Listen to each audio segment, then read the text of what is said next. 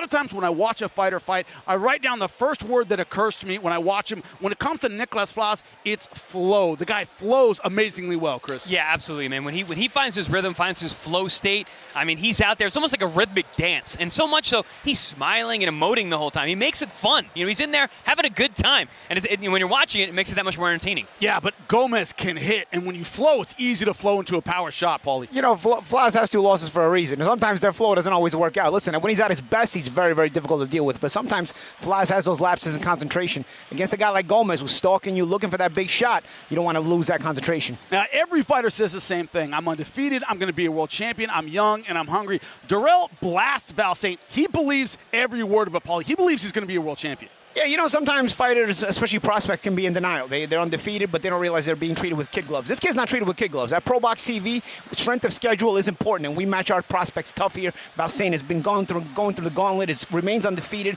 also is an ex-Olympian. This kid is the goods, and we'll continue to see that rise. Yeah, but let's talk about interviews with Angel Ruiz, his opponent. He had an edge. He said, I should be where Val Saint is. I had tougher fights earlier. I should be the A side. That's exactly what you want to hear from someone like that. There are no B-sides here. This is ProBox TV. You mentioned that Darrelle Valsaint has not been handled with kid gloves. He's not tonight either. This is a big step up in his career. Angel Ruiz is coming here to win. And I'll tell you one thing, Jimmy. Ruiz should be honored to be picked here because that means we know he can fight. Right. We don't match prospect stuff here. Well, he's been the B-side before and come out the fact that Ruiz is picked here, he knows he can fight. Gentlemen, in their co-main and main, the theme is tough, hungry, undefeated fighters versus killers who have knockout power. Is that fair? And experience. Yes. They all have more fights, almost double in both those fights. This is the gauntlet, man. You win on ProBox TV. There is no coincidence that why guys who win on ProBox TV end up getting that bigger recognition. You go through the gauntlet here. Yeah, that is the deal when you start at ProBox TV, and this is the greatest card in ProBox TV history. We're getting started with Lolo Harris, Charles Harris Jr. from Omaha, Nebraska, taking on Roberto Escobar. Young guns. Harris, 21 years old, to Escobar's 24. Similar reach, similar weight. It's all about who can start fast tonight. Jim, get us going. Ladies and gentlemen, we are back live, streaming on ProBox TV, your boxing channel. Download the app right now. And we are going to start this next fight, scheduled for 6 rounds in the welterweight division. Your judges for this fight, William Glover, Michelle Walker-Serrano, and David DeYoung. Referee, the third man in the ring, Michael DeJesus. Introducing to you first, he fights out of the blue corner on my right. He wears the green with gold trunks. He weighed in at 145.2 pounds. His record, 6 wins, 3 losses, 1 draw, with 4 wins coming by knockout. De Mexicali, Baja California, Mexico. Give it up for Roberto El Rifle Escobar. And his opponent fighting out of the red corner on my left. He wears the black and white trunks. He weighed in at 145.4 pounds. His record, 9 wins, just 1 loss, with 7 wins coming by knockout. From San Bernardino, California, give it up for Charles Lolo Harris. And to give instructions, your referee, Michael DeJesus. Red, let's go. Come on, Red, let's go. Come on. Go, wipe that some off his face. Wipe it off his face. I got it. All right, guys, the rules were told to you in the locker room and in the corner. This is going to be, anything on the low is going to be good, anything on this is going to be good. All right, guys, touch gloves if you want to. If not, go back to your corner. This is a don't blink kind of fight. Charles Lolo Harris, 5 of his 7 knockouts have come in the first round. Very quick starter. Yeah, and Escobar's a guy we've had in our air before. I mean, he took a top prospect to a split decision loss. Let's go. Just in his last fight, which is Terrence Team Williams, who had a big win tonight earlier.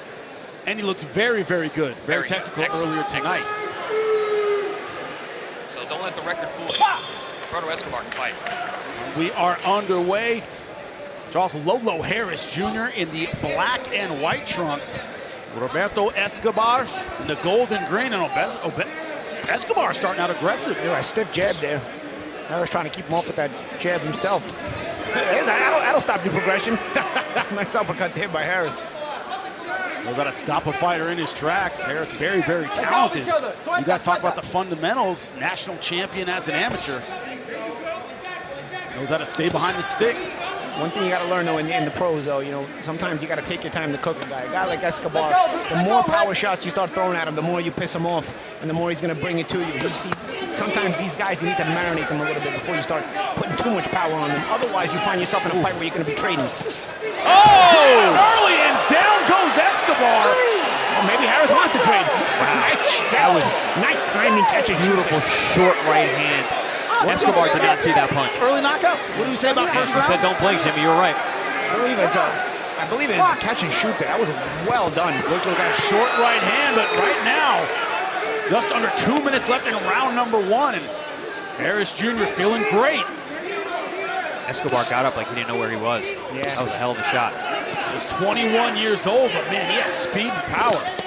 Yeah, earlier in the round, Harris landed a big uppercut, and Escobar just kept walking right through it. And he started to make you think maybe he wasn't going to respect the power. Or maybe he should have. Good stiff jab from Harris as well. Splits the guard. And right now, Escobar looking like Two-Face. The right side of his face, an absolute mess. Oh, Harris just punching right through the guard, man.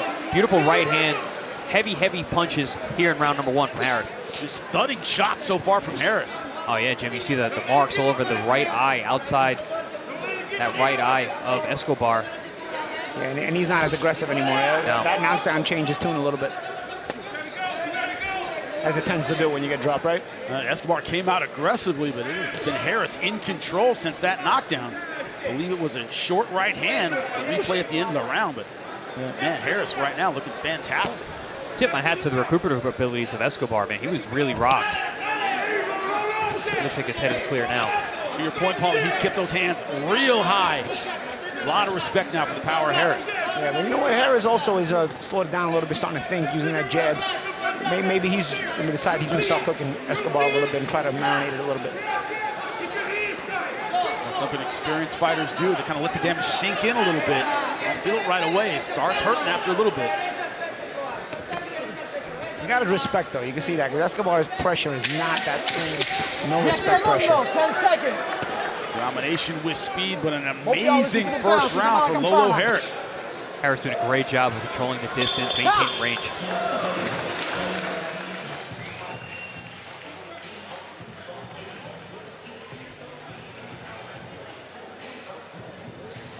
Here we're going to see that. Oh, it was actually a 3-2. It was a left hook, right hand combination. Bang, bang, a little pull and shoot. It was a left hook, right hand combination. He pulled straight back, made Escobar reach a little, and then bang. That was a nice counter. I thought it was a catch and shoot, but he actually rode with the initial right hand, countered it with that left hook, and then came back with the right. Very, very nice. And that hook also put him into the path of the ensuing right hand. Basically, it was a pull counter with 2 shots. That's impressive. Well, we can say it a million different ways. A high-level combination from an experienced guy. Yeah, that was pretty. Vivo con su contragolpe. And Escobar's wearing it on his face. Vamos de menos a más. Vamos a ir a presionar con inteligencia, moviendo cintura, sin bajar la guardia. Vamos. Let's go. Looking at Charles Lolo Harris Jr.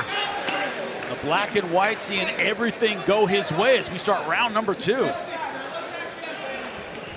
that combination was so quick in the first round. I didn't even see the left hook. And obviously you see the damage on the right side of the face of Escobar, so obviously that punch landed clean. And Escobar, to your point, as you said, Chris, battle-tested. He's fought 3 times a year since his debut. Steady schedule. Against tough fighters as well. I mean, he's been in tough. His record is a little upside down, but he can fight. All his losses, he has gone the distance, never been stopped in his pro career.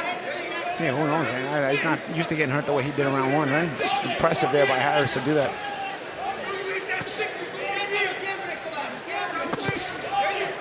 The problem is, it's not as though Harris has been relying on power punches. You've seen a nice stiff jab throughout, good footwork. Yeah, and the power is really based on a lot on timing as well. So when you got some good snap, but also well-timed. Timing and balance. He's got excellent footwork. He's taking his time moving around the ring. Yeah, see that beautiful timed uppercut there. That's the second time he uses that uppercut. He used it earlier in round 1 as well, and he countered to the jab of Escobar. And Chris, another thing, a well-coached fighter resets. They don't go crazy. You're not going to see Harris just kind of, all right, back to the stick, back to work. He hurt the guy, came out of nowhere, so he doesn't really have to change anything up. He was being nice and calm and relaxed and found that right hand. He's going right back to that. If it ain't broke, don't fix it. A lot of fighters, they hurt somebody, and it's just power shots from there on out. Not Harris. Good job, an educated lead hand. Love that jab. Nice and long, strong, power jab.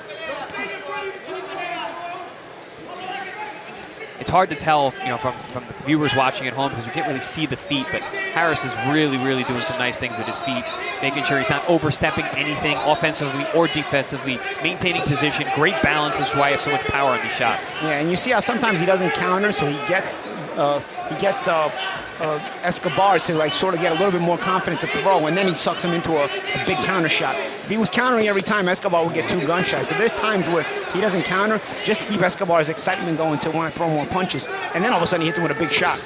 So far in round number 2, a lot of Escobar's punches is falling a little short, I think, because of that footwork, Chris. Yeah, it's the range. That range control from Harris.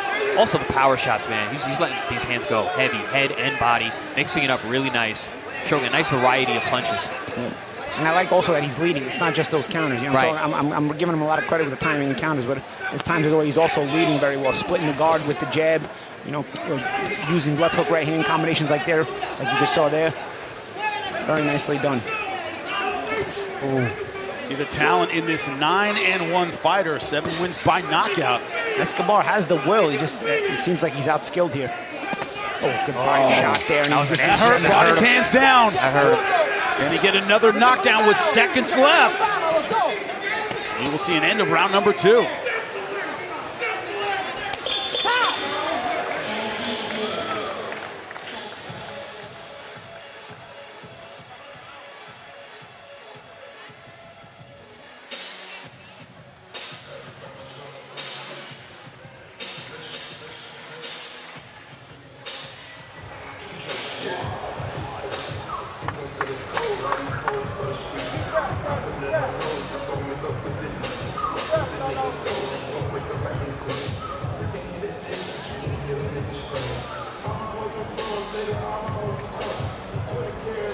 Don't know if we caught it on camera, gentlemen, but walking back to the corner, Roberto Escobar in second gear, walking through mud. That body shot do that to you, Chris. I used to love sending guys back to the corner with a nice body shot. Take that with you. Take that with you back to the corner. I'm showing my age here, but it's like if you drive stick and you're in 4th gear and you suddenly go into 3rd gear and the car slows down, it's like that. Grinding to a halt, and Lolo Harris jumping off his stool for round number 3. Already knocked down in round number 1. You see Bo Mack in the corner of Lolo Harris. You know when Bo Mack's in the corner, you're going to see somebody blue chip, you know? Even if you're not familiar with the fighter, you will become familiar with the fighter. Bo Mack doesn't waste his time. He's not taking the trip down to Florida if he doesn't have some talent with him. He definitely sees the talent in this young man, Charles Lolo Harris Jr., who is seeing everything go his way in this fight, scheduled for 6. We've had Lolo on our air before, but man, tonight he looks ultra impressive. He's definitely been working on his craft. I want to jinx it, but tonight's that kind of night. I mean, it's the biggest card in ProBox TV history. Expect the guys you've seen before to really show their A game tonight. Yeah, it's a feeling in the air, man. You can feel it. It's palpable tonight. You know, these guys understand what the platform of ProBox TV is, what it's done for other fighters, and they want to be that next guy in line. And also, when you look good here, you're being battle tested, like we said. I mean, Escobar, we've seen him before. He's not. He's been a durable test for He's no cupcake. And right now, Harris is making him look like he's going through him like a hot knife through butter. I mean, he is dominating him. And doing it cool, calm, and collected, like a real professional. Beating on him. You know, talk about Escobar's never been stopped. I mean, the way it's going, unless something drastically changes, I don't know how he's going to go the distance. You'll see some swelling. He's been hurt badly. To the head and the body, down. And Chris, you said it, I think it was round number 2. His punches even going through the gloves. It seems as though even though Escobar has his hands up, those hooks are hurting him. Yeah, this is a very different guy in Harris than we've seen in the past. His power is really settling in. And again, I'm gonna say it's the footwork, man. He's got great balance. He's got his feet underneath him. He's no wasted steps.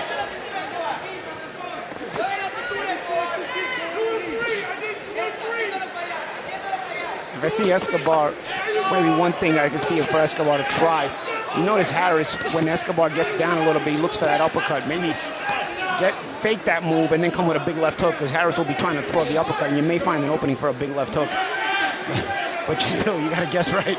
Because Harris could just step back and decide, nah, he's not going to count it. Because that's the thing about Harris. Like I said, sometimes he doesn't count it. Sometimes he actually lets you get comfortable throwing at him. Because this way you won't lock up. If he countered you every time, you're going to end up locking up. He actually has the presence of mind to not counter every time so that Escobar keeps opening up. And then, at his discretion, he counters with big shots, does Harris. And Escobar's right side, an absolute mess. Swelling getting a lot worse. No major cuts there. See that left hook, a lot of damage to his body work there. And also, you talk about Bomac in the corner. And one of the myths of boxing is you can't teach punching power. Yeah, you can. You can teach someone to punch harder and better. And he clearly has been working on his power punch. Absolutely. You can tell. You can teach a guy to settle down. You can teach a guy to get his footwork in position. You can teach a guy to get max rotation on those movements, which you just saw there with that right hand. You can certainly improve someone's punching power. Listen, knockout power is God-gifted, but you can increase it. We're seeing that tonight. Because, man, Charles Harris Jr. looking absolutely on fire to get us started. Escobar going back to his corner. He's got to find something to change the momentum of this fight. Gentlemen, easier said than done. Yeah, he's got to land something big, get some respect, because he's getting chewed up out there. You see the right side of his face from all those hooks. He is messy. Superficial damage. No eyes not swelling up, but still. See, it just shows you the impact, though. Yeah. Harris, one of those guys, every time he touches you, he leaves a mark. And truthfully, I mean, we're sitting here at ringside, we're not feeling what he's feeling. Yeah. Could be more than superficial. It's also going to look a lot worse tomorrow. Yeah. That'll look a lot worse in a few hours. Yeah. Man. That was the thing people don't realize. Like, they'd see you the next day after a fight or on Monday, and you're like, oh my God, what happened to you? Oh, the fight was hard, huh? I'm like, nah, a couple days later, everything swells up. You leave the ring, it look good. A few hours later, you don't. Yeah, you go lay down, and then your eye shuts. You know you're not supposed to get hit at all in your life. Time! Look at the doctors checking him out. Yep, doctors checking out the eye. Again, looks pretty superficial. Hasn't been any complaint from Escobar as if there was deeper damage. Also not behaving as though he can't see, not pawing at it excessively, but he's still trying to win. He's just outclassed. And gentlemen, what do you do at that point? This guy's just a better boxer. I mean, rough him up, make it more of an inside fight. I mean, what? You know, if he can rough it up. I mean, honestly, you just got to punch with the guy, hope that you catch him. I don't see a big strength advantage in Escobar that he could start roughing him up because he's just going to take more damage. That's what happened in the first round. He got aggressive and then he got clipped. But you know what? You can also jab with him too. I mean, he's not trying to jab with Harris either. And at times when he jabs, he lunges in. He gets countered with the uppercut. I was going to say Escobar doesn't have that kind of deceptive, snappy jab. He kind of pushes it out there like a battering ram. Ladies and gentlemen, we are ringside, and you can feel the snap on Harris's jab from here. People always say, what's it like being ringside? It is, you can feel the snap a bit more than you can on television. Look at that beautiful stuff from Harris Jr. Great combinations. And Escobar's still trying to throw with mean intentions. He's got heart. Escobar's tough, man. He's still trying to win. You see Harris setting traps now. He's allowing Escobar to throw. He's pulling out, stepping away, looking for that perfect shot. Harris fought a lot in Mexico and only lost in his career in 9, and one was a knockout loss in 2021 against Camilo Rojas. That was in Mexico. Seems like ages ago when you're watching him fight now. Yeah, different guy, 100%. Talking about that footwork. Good movements to both sides. Could be, to your point, Paulie, kind of letting Escobar get a little bit more confident. Yeah, or he's taking a breather. That's it. Will be important there for Escobar to maybe cut off the ring a little bit and put that bit of pressure there. Harris seems like he's taking the round off a little bit. And there were opportunities for Escobar to cut off the ring and maybe press him a little bit, but he sort of let Harris circle the ring as he wanted to. He's still kind of trying to do that. And Harris not cutting off the ring. Harris called this his toughest fight today. He's a tough dude. Not going to be easy, and he's passed this test with flying colors. Well, it's good to hear that Harris did his homework, because you got to look past the numbers on a guy like Escobar. Yeah, good ring generalship this round by Harris. Nice lateral move, but not too much. Not taking any damage either, even taking any flack from those shots through the guard. That's the thing now. If you're Escobar, you let Harris get his breather. You didn't press him the way you should have when he was getting his breather. Now Harris looking to step back up again as a round. Nice uppercut. Love that uppercut. And a good right hand. Once again, finishing around with power punches. Blood from the nose, probably from that uppercut. You always call it, Chris. That uppercut just smashes the nose every time. And the body shot. Man.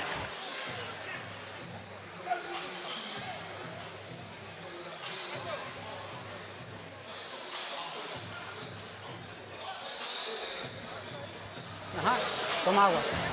Roberto, bien vivo, mijo. Si no, vamos a parar la pelea, ¿eh? Te quiero bien inteligente. O lo arrollas. O la arrollas o la paramos. Porque estás recibiendo ya castigos innecesarios. Innecesario, exactamente. ¿Ok? Último round, te vamos a dar. Tienes que arrollar. ¿Cómo te sientes? Tienes que arrollarlo. Different round, but the song remains the same, gentlemen. Great stuff from Harris Jr. This round, a little bit of takeoff round, but then at the end, he started picking up. Came forward, slipped that jab, ripped that uppercut. Moments later, we saw blood from the nose of Escobar. The damage just adding up round after round. Could be as we enter round number 5 of 6, gentlemen. Maybe death of 1,000 cuts. One of those where we don't see any, big cut or big knockdown. Of course, with knockdown in round number 1, but since then, it's been chopping Escobar down. Yeah, almost like a slow cooker, right? Like a pressure cooker, just round after round, just controlling every aspect, hurting him to the head, to the body, doing damage, hurting the nose, face swelling, you name it. Harris is doing it. But Escobar can't question his heart. He's done just enough to kind of stay in this fight. No real fight-stopping moments. Oh, look at that uppercut. Escobar, a replacement. Late notice in this fight, but as you said, Paulie, he's had heart, he's had will, he's wanted to fight. And that's a kind of, first of all, it's a tough last-minute replacement if we see Escobar's history, number one. And number two, clearly Escobar's in the gym because you're not going to take this kind of beating if you're not in shape. There's no way you can take a beating unless you're in shape. And Escobar's never been stopped. You can tell he's the kind of guy who stays in the gym. If you can take this kind of fight on last-minute notice and take the punches he's taking tonight and still keep trying to press your opponent, listen, you're in shape. You're in the gym all the time. Also, you can see his physique. I mean, he's still ripped. Even last minute, it's impressive to be that lean and ready to make weight. And gentlemen, if he wanted out, he would have been out in round 1. Yeah, I mean, we would have understood that. Oh, that uppercut. Also, if he wasn't in shape, he wouldn't have been able to survive this. But has not had a tactical answer for the fighter from San Bernardino, California. And other than the first round knockdown, which was a surprise shot, he's shown a really solid chin as Escobar, which he has in the past as well. That counter body shot just missed his solar plexus again. That's why we heard him a few rounds ago. He was going for it again, was Harris. Harris has landed like 2 or 3 or more of those uppercuts this round, too. Yeah, and that's the thing, too. He counters that jab of Escobar to his left with the body shot and to his right with the right uppercut. Maybe it's also a reason why Escobar doesn't always enter with the jab, right? He just tries to walk down with no jab, but that just makes Harris's life easier when you try to walk forward with no jab.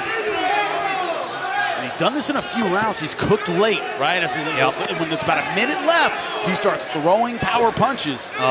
Really separates Jr., himself right? in that last minute. Veteran stuff, guys. And puts on a lot of pressure, does a lot of damage. Oh, stealing rounds fair and square. He's been ahead, but he's really putting a stamp on it at the end. He's also tenderizing his meat. He's taking him to the body. Oh, another uppercut. He's cooking, slow cooking. You take the desire out of a guy. You take the fight out, the will out of an opponent. Escobar's not wilting, though. That you can say that about him. He's got a ton of heart. His mentally he's still there, but physically he's certainly not the same guy. A human being, and he has taken a lot of punishment through 5 rounds. 1 more to go. And gentlemen, Charles Alolo Harris Jr. looks like he just got out of bed. The reason is his technical dominance, gentlemen, on display right here. Yeah, you're going to see him slip outside that jab and rip that uppercut. Perfectly timed. And look, literally, as Escobar dips down with the jab, he's getting hit with that uppercut. You really couldn't get hit cleaner or harder than that. So Escobar showing a pretty solid chin by taking those shots repeatedly.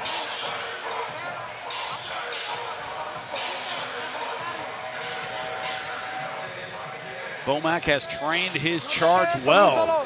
Crúzalo y luego la guardia cerradito, mijo, para que no te vaya a sorprender ahí. ¿Ok? Entonces, bien inteligente, te quiero. Es el último.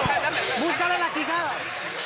Corner imploring him to use his defense, guard tight, fight intelligently. I mean, at this point, you got to go kind of for broke if you're going to be here to win the fight. Otherwise, you know, at this point, Escobar is going the distance is a sort of a moral victory.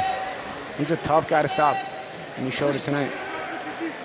Escobar strikes me as a guy, though, who doesn't want to just get to the finish. He wants to win these fights. You know, he's been on our air a few times.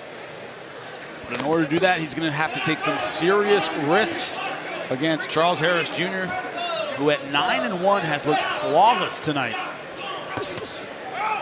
Roberto Escobar in the green and gold down in round number 1. Just hasn't found a tactical way to get back into the fight. You see Escobar trying to counter with that left hook, trying to counter the right hands of Harris, because he's just not quick enough. Harris a bit too quick, a bit too sharp. Harris looks like he's starting early this round. And has done such a great job throughout, gentlemen, of staying behind that jab. It's never a naked power punch. Jimmy, he maintains distance so well, whether it's with the jab or his footwork. He draws that line in the sand and keeps his man on the outside of the punches. He really has a good recognition of his punch distance, you know? Doesn't get too happy with his work and smother himself or get over aggressive. Just pays attention to defense, pays attention to the subtle details. And then, like I said, he comes back. When he does attack you, he's always recognizes the proper punch distance to where he can get the max snap out of his offense.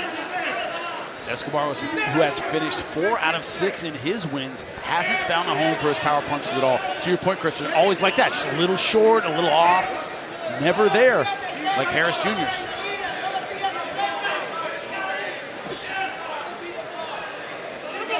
Also at this point, man, between the body shots, the uppercuts, we're in the last round. Escobar just looks like he's stuck in the mud. Super slow with his reactions. It's been a tough night at the office for him. Another sharp counter, that sharp counter uppercut. I love how each time Harris goes to the uppercut, and then he goes to the right hand right down the middle. Oh, educated, disciplined combinations. You see Charles Harris Jr. Well-balanced attack from Charles Harris. I mean, he goes to the body, he goes to the head. He can hit you with the straight shots. He can hit you with the loopy shots underneath with the uppercuts. Has the presence of mind to decide when is the proper time to throw each shot. Oh, what a shot right there. Beautiful right hand upstairs, left hook to the liver, partially blocked, but man, that's the kind of shot that goes right through your elbow. The scary part, 21 years old. this man has years to get better.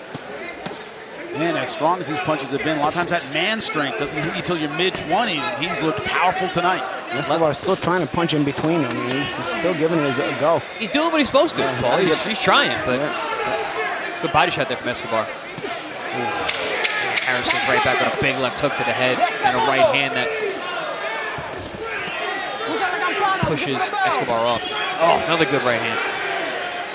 A brilliant dance for the boxer from California. Great footwork, great range, great power. Hard to find a fault in this kid tonight. Fantastic display, top to bottom. Nice work. I mean, the only thing missing was the finish, but man, you gotta give that to Escobar. He's just a super tough guy. Yeah, I like Escobar. This is the kind of opponent that Harris needed. You know, you can work on a lot of things. He's not going anywhere. He's going to keep trying.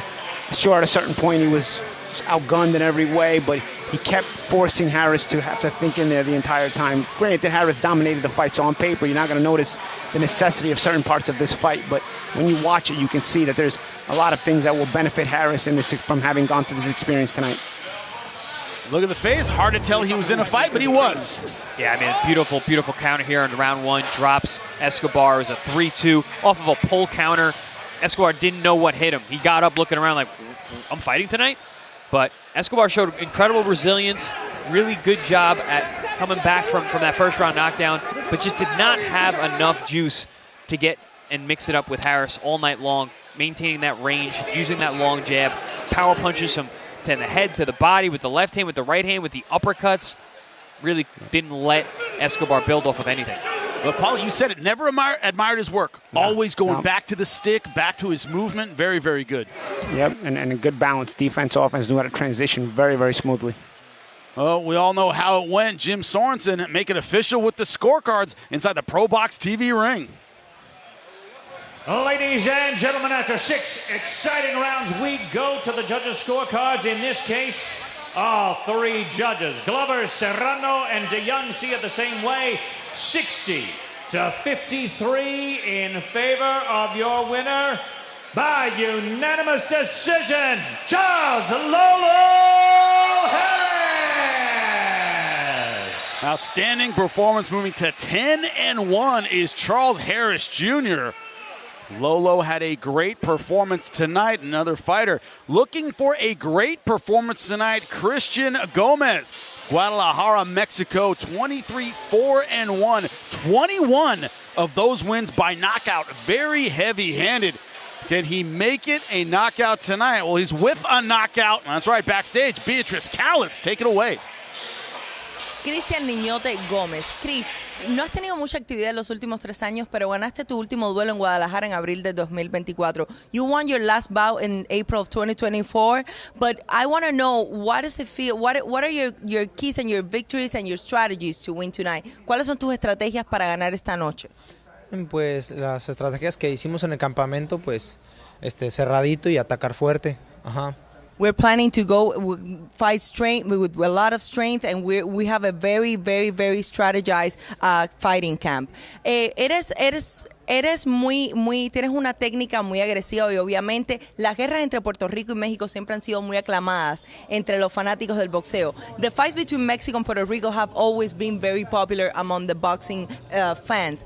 What do you think about your opponent, and what would it mean for you to win this bout tonight? ¿Qué piensas de tu oponente y qué significaría para ti ganar este duelo y representar a tu país? No, pues de él pienso que es un buen peleador y esperamos que vengan las mismas condiciones, como lo dije, para dar una buena pelea, y ganar esta pelea pues representa mucho para mí porque sé que se vienen grandes oportunidades después de esta pelea. It means a lot to me to win this fight tonight because I know it's going to be a door opening for me to new opportunities. I have a very, very good opponent, but I'm ready to win this fight. Muchísimas gracias, and back to you. Long Beach, California has produced some incredible boxers. We will see one who wants to be on that list, Moreno, when we come back. Don't go anywhere on ProBox TV.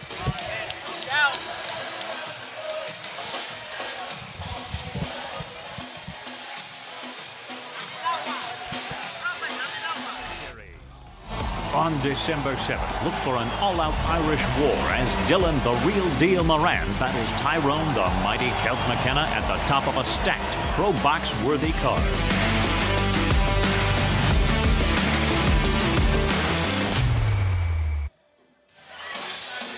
When you look at the card tonight, our opener, Charles Lolo Harris, a guy now moving to 10-1, 7 knockouts on his career. Emiliano Moreno coming up 10-0, 5 knockouts, taking on Sergio Hill, 21-14-2. This is the separator kind of night. You are undefeated, 10 fights. Are you ready for that next level? That's what we're deciding here tonight on ProBox TV. Don't go anywhere.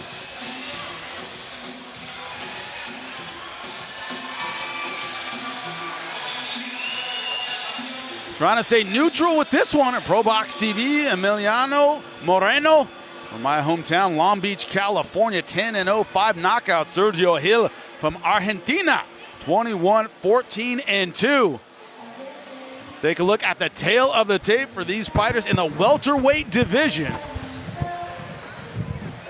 That's right, from Long Beach, only 19 years old is Emiliano Moreno, his opponent 33. Also Moreno having the height advantage, but the reach going to Sergio Hill from La Pampa, Argentina. Jim Sorensen right now inside the ProBox TV ring, ready to get us going. Ladies and gentlemen, we are back live on ProBox TV for our next fight. This fight is scheduled for 8 rounds in the welterweight division. Your judges for this bout, Efren LeBron, Tina Griffith, and William Glover. And your referee, the third man in the ring, Mr. Frank Gentile. Introducing to you first, he fights out of the blue corner on my right. He wears the blue and white trunks. He weighed in at 147.6 pounds. He is a veteran of 37 professional fights with 13 wins by knockout. De Santa Rosa, La Pampa, Argentina. Demos la bienvenida a Sergio El Ruso Hill. And his opponent fighting out of the red corner on my left. He weighs in at 149 pounds even. He wears the green trunks. His record, 10 wins with 5 wins by knockout. He is undefeated. From Long Beach, California, give it up for Emiliano El Revolucion Moreno.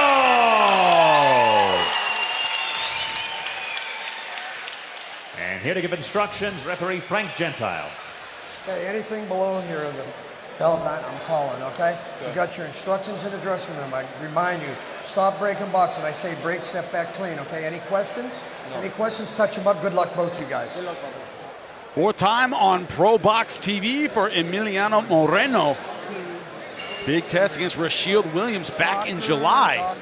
Toughest fight of his career, but excellent performance for the young man. He's used to using that height and reach advantage.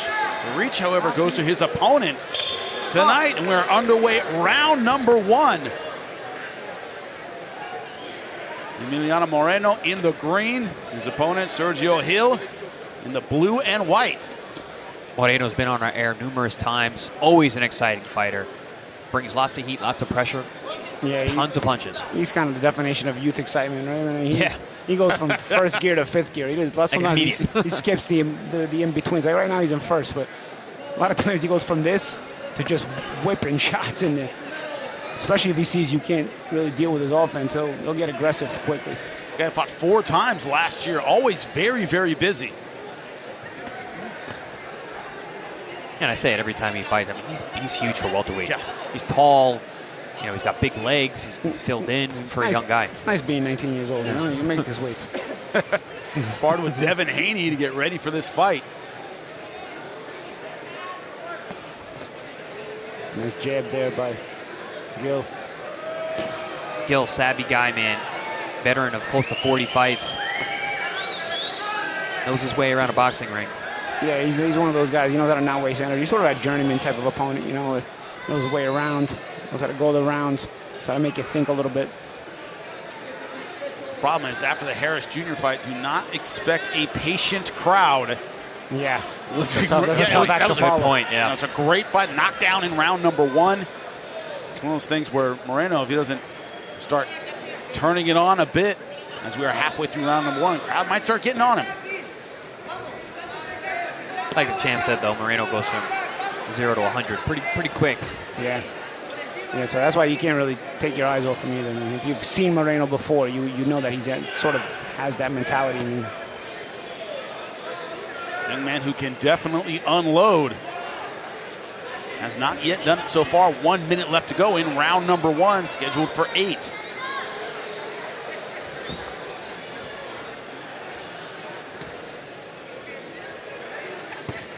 Four of his 5 knockouts have come in round number 1, but doesn't look like he's looking for that now. Yeah, a little bit of feeling out here. Maybe your turn, my turn. Guys aren't really throwing with each other at all yet. Trying to get the timing down. Keep in mind, this is an 8-rounder, so Moreno may feel that he has time. He's starting a little sleepy out here in round 1, but nothing really major landed by either guy. There's a little sharp little counter in the hook there by Moreno. So far fighting very, very tall. You talk about his size for the welterweight division. Towering over his opponent from Argentina, under 10 seconds left in round number 1.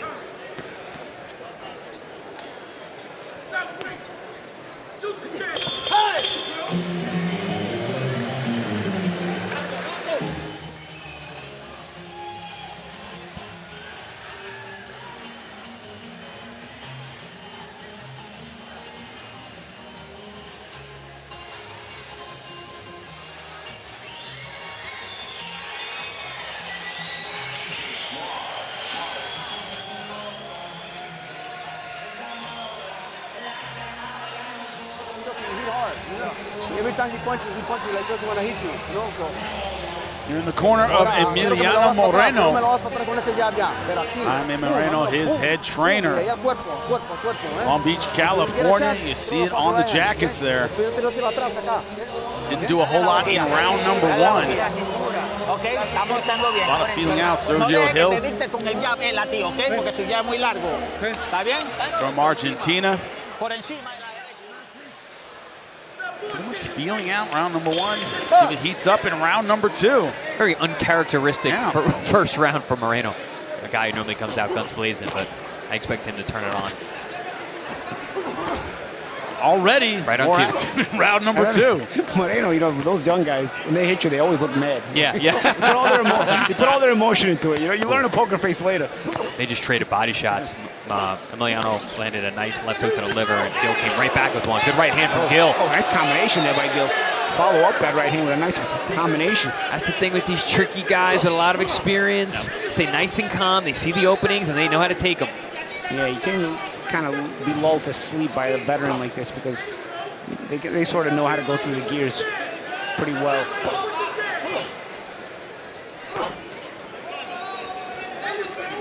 This could be a good learning experience for Moreno.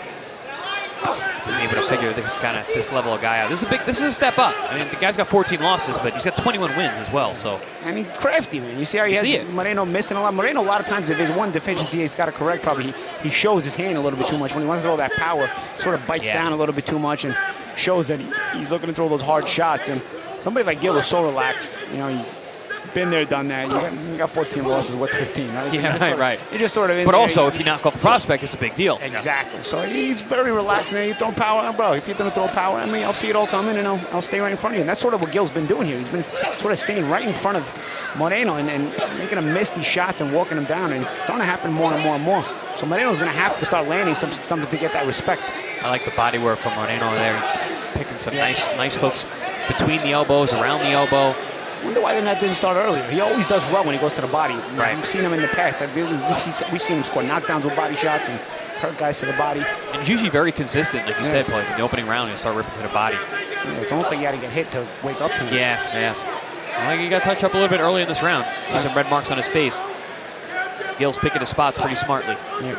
Gil also was a good sense of position. You see, he doesn't give up position very easily, so he holds his ground and sort of makes it count. Not all over the place. So he puts that sort of mental pressure on you, mental stress on you. See, even when Moreno lands, Gil holds his ground and he fires right back. One thing about Gil, he's one of those guys. You hit him with a shot, he comes right back with almost the same shot. Yeah, you're not going to get rid of him. Yeah, and that's why you don't want to let him slow it down, because then if you're going shot for shot, you can lose these rounds. Starting to look for those body shots, though. There it is again. Yeah. Looping shots around the elbow. In the past, those have gotten a lot of results for him. Nice triple, quadruple, 5 left hooks, 6 left hooks in a row. Gil gave one back, though. Yeah, he got one in the middle there. He's like, I'm not. You can get rid of 5, not with 6 though. You're not Roy Jones, kid. Right. Now you hit 7 in a row. That is it for round number 2. Better round. Yeah, much better round. Both guys opening up a bit. But to your point, Chris, that awkward style of Hill, it's hard to time this guy, and he throws from weird positions. Yeah, I mean, he's a veteran. You can see it. He's very calm, cool, and collected, but he's seen these punches come, and he's picking his spots. That's some of that action from round number 2. Started heating up a bit. And I like that he follows up here. You know, he didn't just sit on his work. And you see right there, he threw that combination afterwards as well. And that sort of made Moreno realize, all right, Bill, there's about 1,000 left hooks that he throws. Finally, Gil's like, all right, let me throw one. Yeah, and that overhand right that Gil landed, it was very early in the round. That got Moreno's attention, woke him up, which it looks like he needed that, because that was a much better round for him. Paulie, can he get a little fatigued? You talk about how he doesn't have a poker face. He tends to get emotional about his power punches. Can that also take more out of you than a veteran who stays relaxed and not emotional? It can, but we've seen him in the past. You know, It can when you're not 19. Yeah. That's what I mean. We've seen him in the past. He can usually handle a pretty good pace. You know. A 19-year-old should. As he's finished saying in round number 3 underway now. Yeah, I mean, if he stays in the gym, he's got another good 10 years of being able to be like that. That runs out after 28, 29, 30. Emiliano Moreno, 10-0, 5 wins by knockout, taking on Sergio Hill from Argentina. He's in the blue and white, Moreno in the green.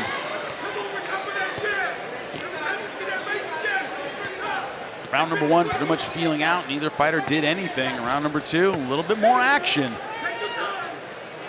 Here, Bomac actually from the corner. I don't think he's in the corner, Moreno, but he's coaching from the side.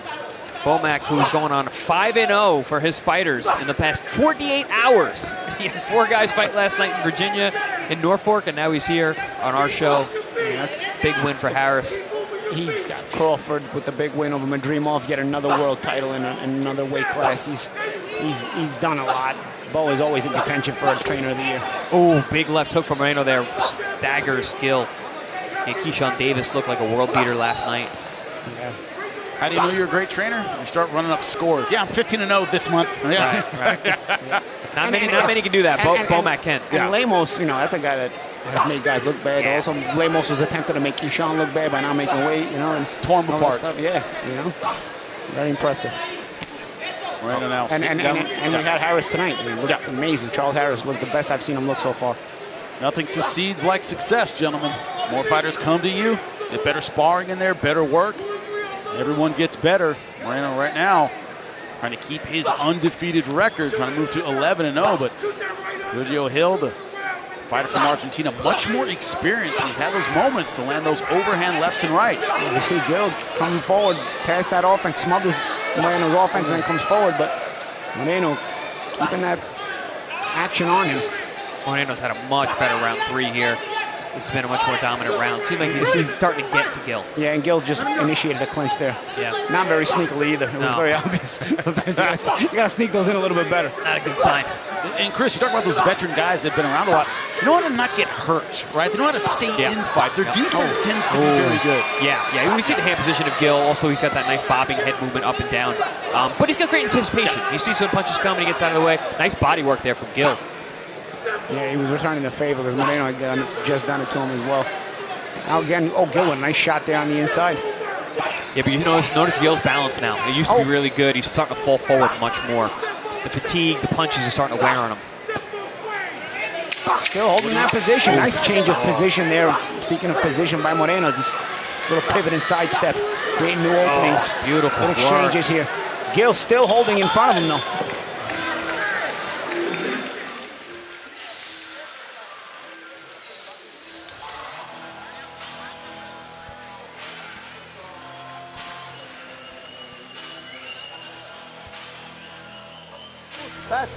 Tócalo. ¿Entiendes? No todos los ya tienen que entrar rápido, güey, fuertes. Toca arriba, abajo, atrás de los guantes, por dentro. Lo que quiero es que se abra, güey. Que se abra para meterle los hoppers. Con un hopper lo vas a tumbar, güey.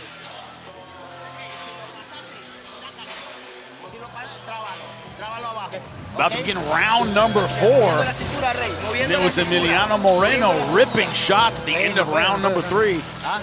That was a good round throughout for Moreno. Started early. Gil started to come on a little bit in the middle of the round, but Moreno really poured it on at the end. And it seems like he's starting to get to Gil. We saw Gil walk back to that corner very gingerly. Also a lot of fatigue in the corner. On your left, the fighter from Argentina. In the blue and white, Emiliano Moreno from Long Beach, California. On the left, in the green and orange.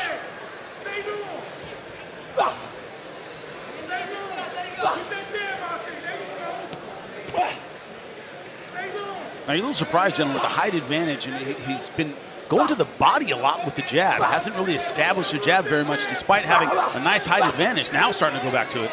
Moreno doesn't really use his height. He doesn't really box from the outside. Right. He wants to get inside and rip combinations. He throws a lot of uppercuts and body shots, especially off that lead hand, the left hand, which he likes to double, triple, sometimes quadruple, sometimes those 5 or 6 at a time, like we saw in round 2. Yeah. He's a very natural thinking guy, you know? Yeah.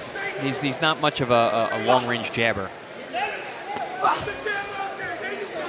I used to tell guys teaching them don't ice skate uphill. Do what you're good at. Work for your body, and a good right hand from Moreno. Love that nice jab to the heart, and then the right hand over the top landed beautifully. Oh, nice bait there too. Talk about the awkward style of Hill. Moreno has a bit of an awkward style, especially for his build. Oh yeah, I mean, he's also so start and stop. It's so you don't know when he's going to start. Yeah. And like I said, when he starts, he's like in 4th or 5th gear already. He doesn't work his way into it. Good ripping punches from Moreno. Mixing up those punches really nice. And at this speed, Gil is unable to anticipate. He throws with really mean intentions every time, which I think at a certain level, you got to mix it a little bit. It may cost him because, again, guys can be able to see it. But you know what? I love he mixes to the body very well. So that even if you're going to stand in front of him and think you're going to time him, he starts ripping you to the body. And you can't really slip and slide with the body from that close a range. Look at the redness around the ribs. And a tall fighter that can work the body, it's really hard to defend. You know, he beats you down, Moreno, and this is one of the reasons why I like when he fights on air so much, because it's entertaining. He throws lots of shots. You know, he likes to hurt his opponents. He's not a big knockout guy, obviously. He's only got 5 KOs in his 10 wins, but also he beats you up. You know, when you're 19, you can still develop, right? Into that main strength a little bit, you know? It's not like when you're 27, you develop main strength. Then it gets fishy, you know? Yeah. Back to those hooks, 3 in a row, gentlemen, if you're keeping count. Versatility with the shots. We're starting to get into fight stoppage territory here. Yeah, Gil's getting broken down. He's not firing back. Uppercuts. He dipped into that uppercut. That's double impact there. Gil, though, firing back. Big right hand from Gil on the inside, but Moreno punches right through it. Gil's hurt, man. Gil's getting his knees and starting to stiffen up a little bit. Yeah, he's 15 seconds left to go in round number 4. This is what I mean about Moreno, man. That 5th gear, That's and that's it. Frank Gentile stops it. And Hill's looking at him, but... And I give Hill credit. Listen, he was really, really crafty. But once this kid keeps going into this 5th gear, he just works his way to it. I mean, doesn't work his way to it. He just goes from 1st to 5th, and he's going to stay in 5th as long as he wants to. And Hill was starting to be really, really stationary too much at this point. You know, I was starting to think at the end of that round, it looks like 19 and 33. Yeah. It looks like a 19-30 who just couldn't keep up with the pace, right? And think about it, Jimmy. Early on, he's crafty. He's bending his knees. He's getting underneath the shots. If you look at that last salvo, he wasn't able to bend his knees anymore. It's just beating out of him. He can't hold the weight up anymore the same way. So you're just going to keep getting hit on. Earlier in the fight, it was a slower pace. Gil could deal with the pace. As the fight wore on, Moreno started building and building and building a pace. He couldn't keep up. And if you look earlier in the fight, he would have been bending underneath some of this. He was changing his levels defensively when he was in front of Moreno. By the end of the fight, he's too high up all the time, and you're not going to get out of the way of the shots. I think it was a good stoppage by Gentile, Frank Gentile, the referee. Agreed. And also, when you look at it, Moreno now undefeated, 11-0, 6 knockouts. You see the things that, man, if you could seam a couple things together, could get to that next level. You know, he's developing, man. I mean, he's 19 years old. I think there's things you're going to still work on, but the product is really, really something to look forward to keep on seeing. Great win. He remains undefeated. Jim Sorensen, make it official for us. Ladies and gentlemen, this fight comes to a close at 2 minutes, 49 seconds in round number 4 for your winner by technical knockout and still undefeated Emiliano El Revolucion Moreno. That's how you stay undefeated, gentlemen. Outstanding job getting the TKO finish. Remember, 15 seconds left to go in the round. You got to credit his opponent, Sergio Hill. Didn't go down, stayed on his feet, but I think a good stoppage by the referee. He saw the difference in class here tonight. Yeah, I mean, he argued the stoppage, but I think it was at the right time. You know, the damage is starting to have an effect, that last round and a half, really, and it just seemed like it was not able to defend himself along those ropes any longer. And also the brutal body work, as our own Teddy Atlas says, Paul, he put water in the basement, right? Yeah, Starts and flooding. Sure did. Yep. Yeah, it wasn't any better for Gil. Yeah. The action from the fight, Chris, and competitive in the beginning. In that second round, but at the slower pace, Gil was able to compete. He was able to get underneath those shots and defend a little bit, picking his own spots, land a nice right hand in the beginning of round 2. But after that, man, that woke Moreno up in round 2. And then he started pouring it on. Rounds 3 and 4, I mean, just nonstop, ripping both hands to the head, to the body, double, tripling up shots, that youthful exuberance, allowing him to throw multiple punch combinations. At a certain point there along the ropes, it was like 15 or 16 pretty much unanswered punches, which is why the ref finally stepped in. And Emiliano Moreno remains undefeated, doing Long Beach proud. Excellent performance tonight. And the best place to be after a fight is, of course, ringside with us. That's right, Jimmy Smith alongside the champs, Chris Algieri, Paulie Malignaggi, and now Emiliano Moreno joining us. Great performance, man. A little bit of slow burn there. Slow first round, and then picked it up. Was that your plan? I'm usually a slow starter, but I am trying to work on that. I'm trying to work on being more of a fast starter, starting strong. But yeah, my plan was to just take it slow, and I knew it would come. I knew when I saw the opportunity, I'd take him out. And yeah, but thank you for having me here. Yeah, no, that was a step-up fight. You know, Gil's the kind of guy. He's got a lot of experience. You can see he was crafty in there. He looked very, very calm, especially early on. Yeah. But it seemed like once you started pouring on the pressure, you couldn't keep up. Yeah. I felt his punches, and once I felt his punches, I felt like he couldn't really do no damage to me. So I just kept walking him down, walking forward, trying to be good with my defense. But obviously, some punches slip in there. But the main goal was to land my punch, and that's what I did. Yeah, Emiliano, you talk about you're a slow starter, but are you computing anything in those slow starts? Are you sort of trying to see the power the opponent has, or some kind of crafty style? Because it was crafty, but the thing with that I mentioned with you is you tend to go from first right into fifth gear. You don't get anything in between. Once you get going, you get going. What did you see in that first round that then made you start to just pick it up right away after that? Just in the first round, usually I know that I'm a slow starter, so I try to focus on my defense the first round. I try to analyze where I could hit him at, where he's open, where his guard's at, because his guard was pretty tight. So I felt going on the outside and then sneaking it up because from the inside would work. You are very devastating to the body, man. I mean, once you got started to the body, things change. He was crafty at close range, but we noticed that once even at close range, the head can move, but the body shots will slow him down, and that sort of started to spell the end for him. Yeah, once I started going to the body, I felt like in the first round or two, I was headhunted too much, and then when I went to the corner, my father told me to stay in the body, to be persistent with my jab, and to not give him any punches, to not give him any points, not give him any rounds, just take it from here on out, and I started jabbing. I went to the body more, and I think the body made a difference, and they started staying there a little bit more, and that's when I was able to land my hard punches to the head. Well, I got to say congratulations, man, on your 11th win, 6th knockout. Great going back to the LBC, little Supermax to celebrate. Get a little bit for me. Enjoy it, my man. Thank you so much. Congratulations, bud. Thank you. 8 rounds in the middleweight division coming up. That is a talented young man. Can't wait to see his future. Right now, going on to the middleweight division, another talented young man. 12 wins, 12 knockouts for Weljon Mindoro, only 24 years old. Will youth reign tonight? Jim, get us started. Ladies and gentlemen, once again in the ring, we have an 8-round fight, this time in the middleweight division. Your judges for this fight, Michelle Walker Serrano, David DeYoung, and Efren LeBron. And your referee, the third man in the ring, is Luis Pabon. Introducing to you first, he fights out of the blue corner. He wears the black with white trunks. He weighed in at 162.4 pounds. His record, 14 wins, 5 losses, with 11 wins by knockout. From Sao Paulo, Brazil, give it up for Lucas El Fato Bene Martins.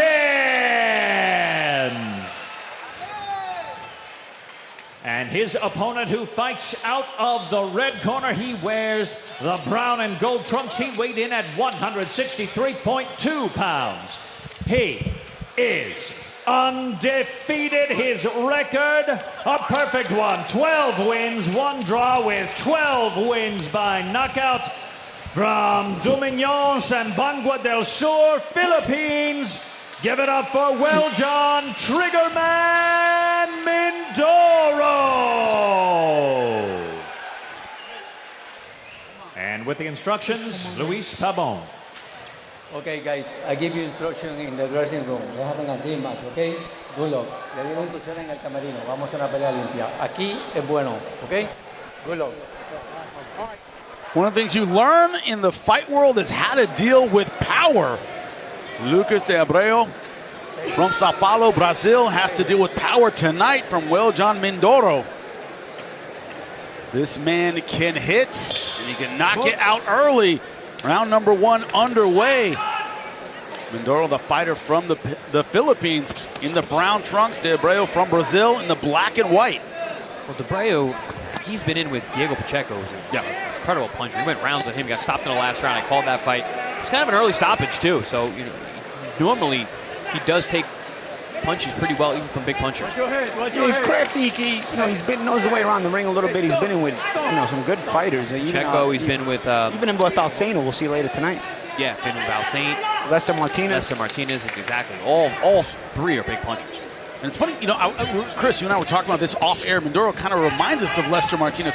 Stocky, thick, not super versatile. His footwork doesn't really, wow you or anything like that, but hands up, good position, and he's built like a you-know-what house he can hit. Yeah, a little more explosive in terms of his, start and stop, but he, very, very similar in terms of his style. He puts a lot of pressure on you. He's looking to bang you, beat you up, and we're seeing that here in round number 1. Something, Paulie, you always point out with fighters like Mindoro is he's kind of over his legs. He's always ready to hit you with power.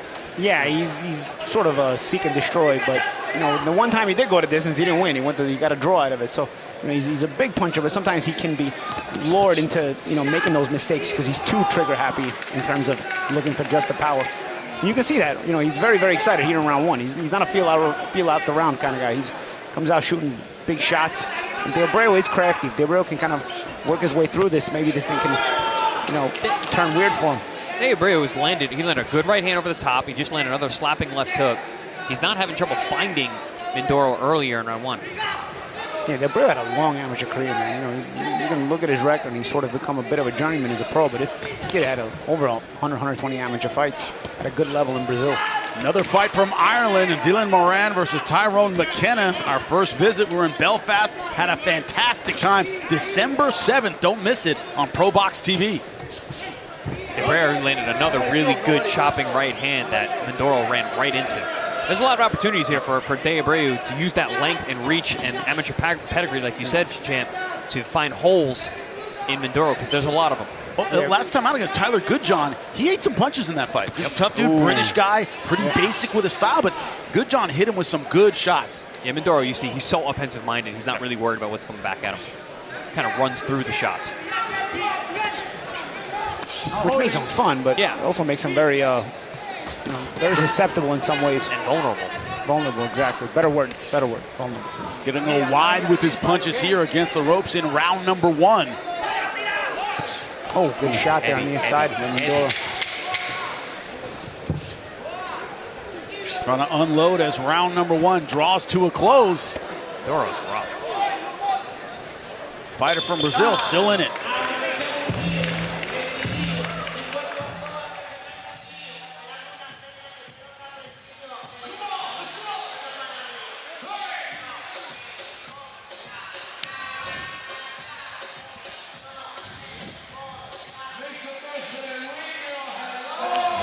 ¿Cómo te sientes? ¿Cómo te sientes? Un negocio vai ser depois.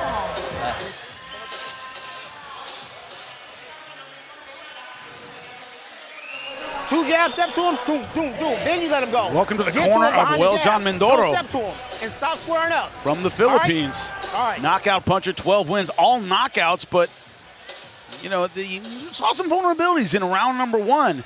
Abreu from Brazil didn't come here to lose. He tries that overhand right there, but he comes up a little bit too sloppy. Mindoro, he's got the guns there in terms of the dangerous punching power, but sometimes tries a little bit too hard and gets a little bit too sloppy. He had a good, well-timed overhand right over the top of the jab there, but he missed it himself because he was a little bit wide on it. He leads with his face. His face gets there before his hands do sometimes, and there's a lot of opportunities for Abreu to take advantage of that from fighting at a distance. Smith alongside Chris Algieri, Paulie Malignaggi, as Mindoro is going wild with some power shots. Yeah, but he's smothering a lot of his work here.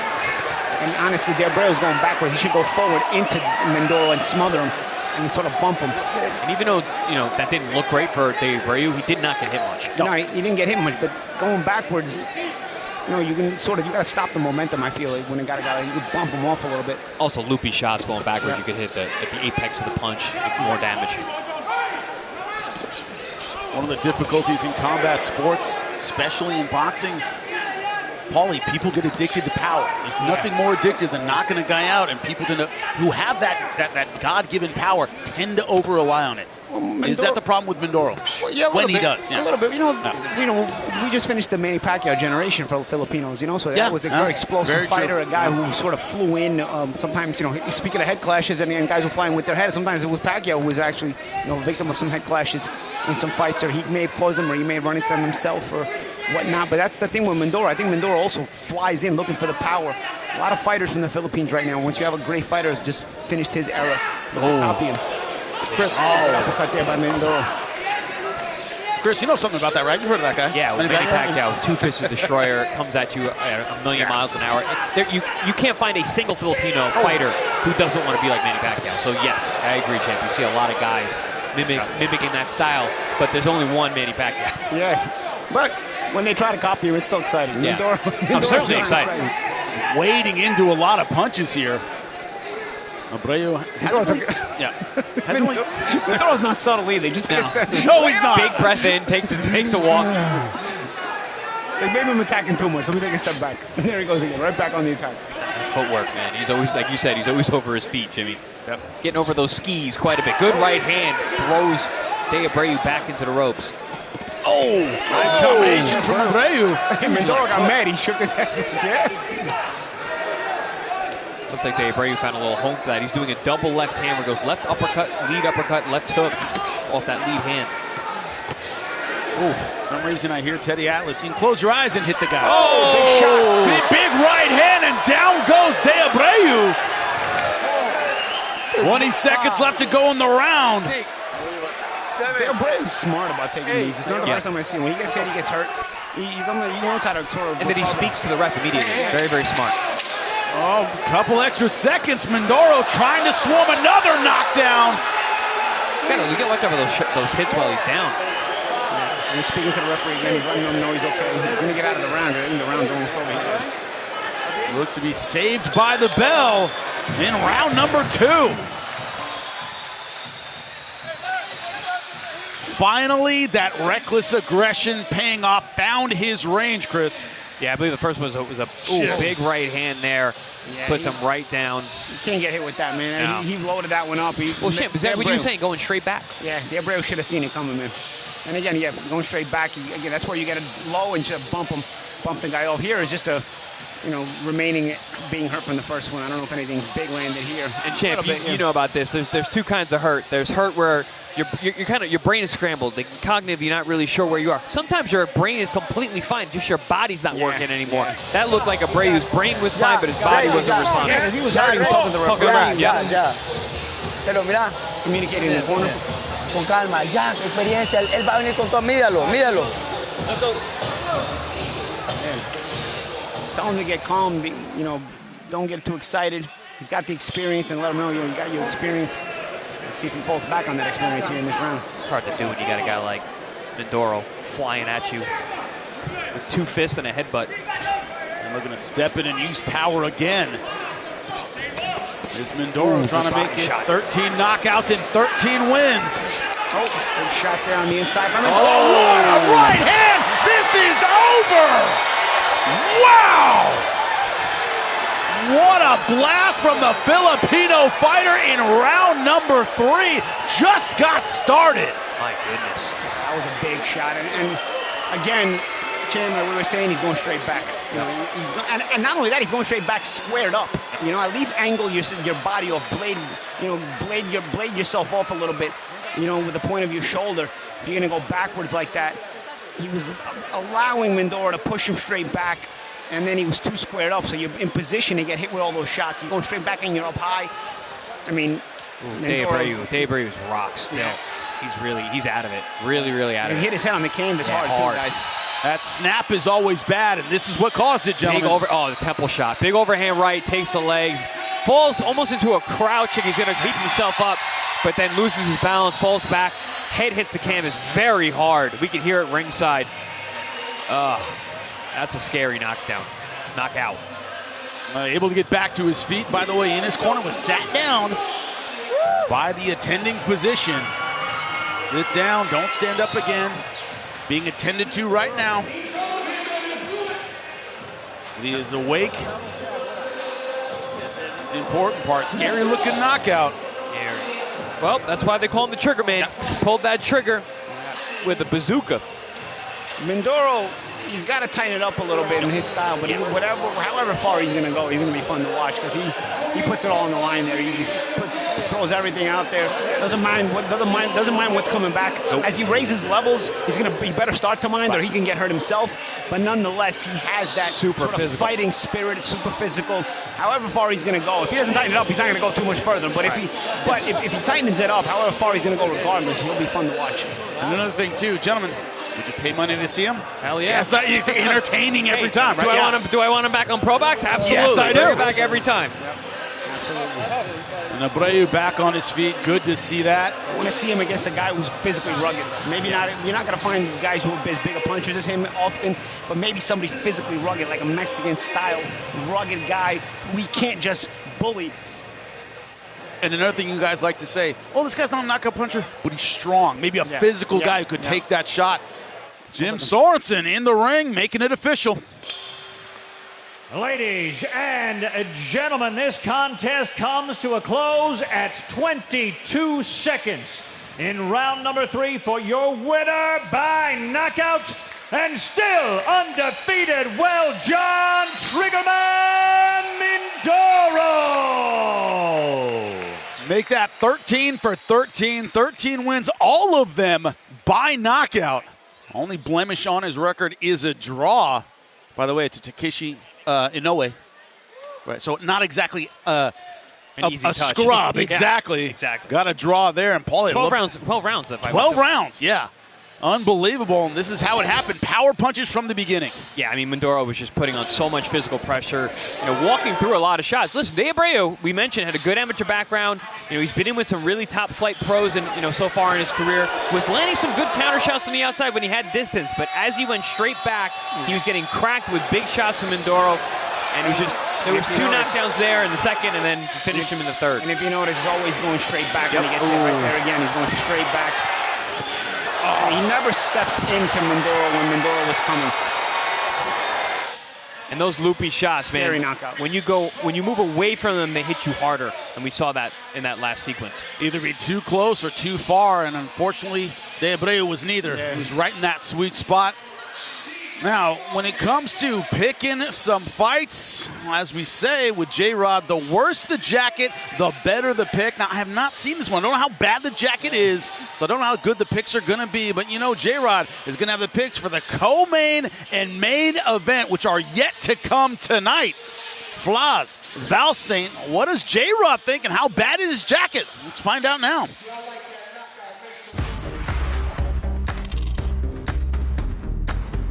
It's JoJo Diaz back in the ring, taking on Abraham Montoya over at sportsbetting.ag. It's pretty close numbers, right? You've got the favorite of JoJo, -215, while Montoya is a live dog at +175. Both guys last fought in April, so there isn't so much ring rust, but we know JoJo's story. You've seen it right here on ProBox TV. Fighting addiction, getting back in the ring, while Montoya, he is just also one of those heavy-hitting warriors. I wonder how much is in the tank, and I like under 8.5 rounds. You're going to have to shop around and find that, but hey, you can get that better than 2-1. I'm Jim Rodriguez. Big weekend of fights. Sit down and you can watch all of them. A big night from Kissimmee, Florida. It is going to be Nicklaus Flaz against Christian Gomez, a huge card starting at 6 p.m. Eastern on the ProBox TV app and the YouTube channel. I'm Jim Rodriguez. Look at this jacket. I think I'm ready for the weekend. Are you? Of course, on the better side. In a divided America, the one thing we can agree on is that jacket was god-awful, gentlemen. Yeah, real bad. Real bad. That means we're good, right? That means the pick is going to be absolutely outstanding. Get your wallets out. Get your wallets out right now and pick whatever J-Rod says with that awful jacket. But all joking aside, the fact that JoJo Diaz is coming back, not only a name that so many boxing fans know, the insiders know about his talent, but what we know is a man coming back from the throes of addiction, getting his life back on track. That is the story of this fight, and in that sense, he's already won, gentlemen. Yeah, he's already won. He's getting back to his ring. I mean, he's been busy this year, but this means so much to him to get over what he's been through, but also to get back into the ring and back into winning ways and look to fight for another world title. That he's been fighting, but tonight, he's fighting clean. Yeah, he's fighting clean, and also, he's not exactly in a gimme either. Montoya is a pretty rough character himself. But JoJo, like we've been saying, it's not like he was out of the ring. He's still been trying to march his way back forward. And now it's sort of, conquering two things at once. You're trying to conquer the fact that you get yourself back into the top of the sport again, and also you're conquering those inner demons. So something that well worth following. Yeah, we talk about the fight itself. We also talk about the moment. The thing here is there is a gigantic moment right now for JoJo Diaz. He's about to make his way to the ring, not just in boxing, but in life. It's all about the fight. It's all about the struggle. JoJo Diaz in for a big one tonight. I ended up winning the world title back in 2020 against Tevin Farmer at 130 pounds. And then that right there, that's when it was really, I would say my downfall. I have 2 kids. His name's Zenith Diaz. He's 3 years old that I ended up losing custody to back in 2022. I lost custody with him right when he was born in 7 months. Fought all the way. After the Devin Haney fight, I ended up winning 50-50 custody, but at the time I was still caught up in the alcohol use. I learned, getting my childhood taken away from me, losing my house, losing my cars, not making the money that I used to make because I was missing weight. I was being unprofessional because I was so caught up in drinking and drugs and not putting my career first and not putting my health first. And I ended up losing my custody back in 2022. And now I'm trying to do things right for him, man. I want to show him that I'm strong and that I love him with all my heart and I'm doing things for him. And I got a baby girl now as well. Her name's Rosalie Diaz. That is such a joy to my heart. That brings me joy and brings me happiness. I definitely want to get back into the ring and back into, top competition, man. I want to fight the best in the world. I want to fight for world titles. I want to become a world champion again. He wants to be a world champion. That road starts tonight. He has looked lean, hungry, and when you talk about this fight, he talks about redemption. He talks about being mentally, physically, and spiritually ready. Coming up next, his opportunity to prove it in the ring.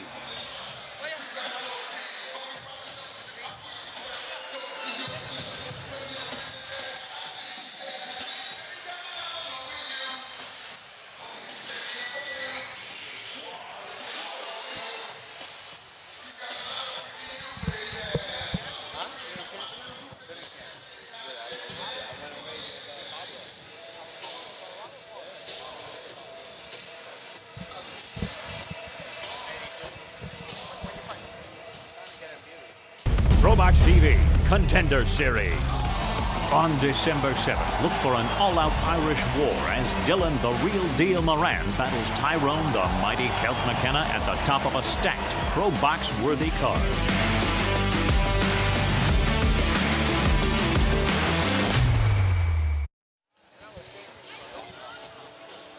We're getting ready for JoJo Diaz to make his triumphant return to the ring. As you gentlemen said, he's been busy. Not that he's been inactive. It's that he's overcome the addictions that have plagued him in previous fights. A couple ways to see that. Number one, you could say, does he have the desire? Is he who he used to be? Also, he was fighting before, while drinking, while using, and still those were not blowouts. So you could see those flashes of greatness. Can he string it all together tonight? That is the question for JoJo Diaz. We answer it on the other side of this break.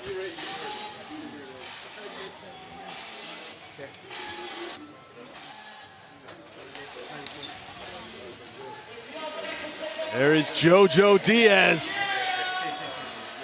Proud Mexican-American warrior. Mexican flag behind him tonight.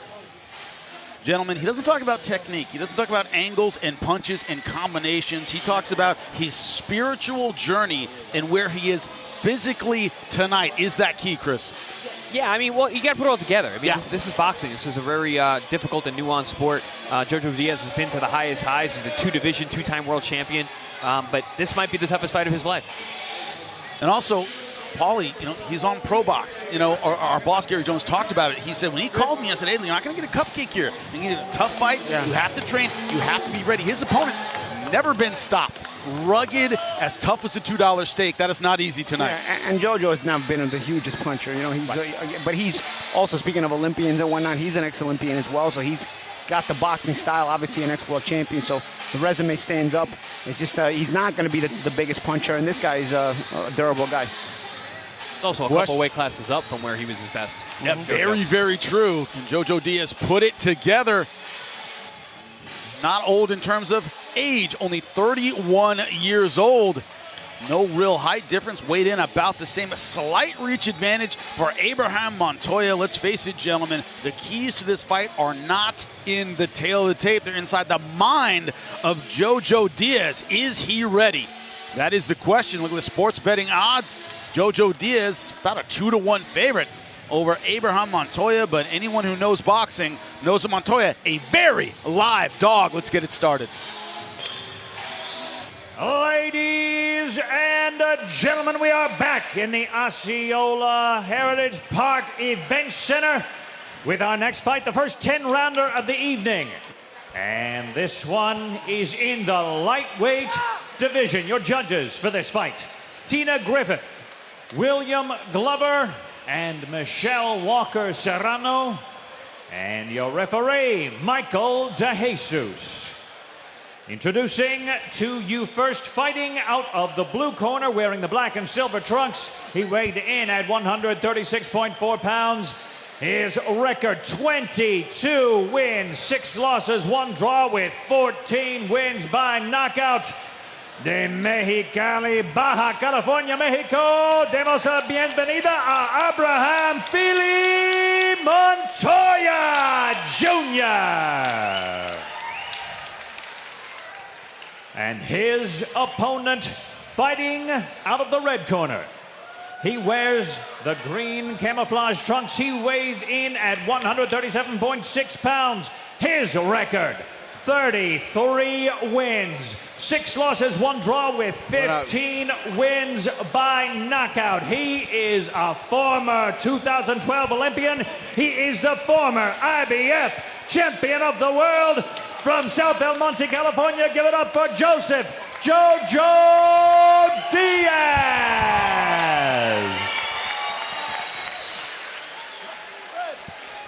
Here to give instructions, referee Michael DeJesus. All right, guys, the rules were told to you in the locker room and in the corner. Just let you know, anything below this will be low. Anything below this will be low. Touch gloves if you want to. If not, go back to the corner. Ready to begin round number 1. We have a special guest, Junior Union undefeated super middleweight. Thank you so much for joining us, my man. Thank you for having me. Anytime. It's the return of JoJo Diaz. You all know the heights to which this man ascended. Former super featherweight world champion. We're underway in round number 1. See JoJo Diaz, the southpaw, fighting in that southpaw position.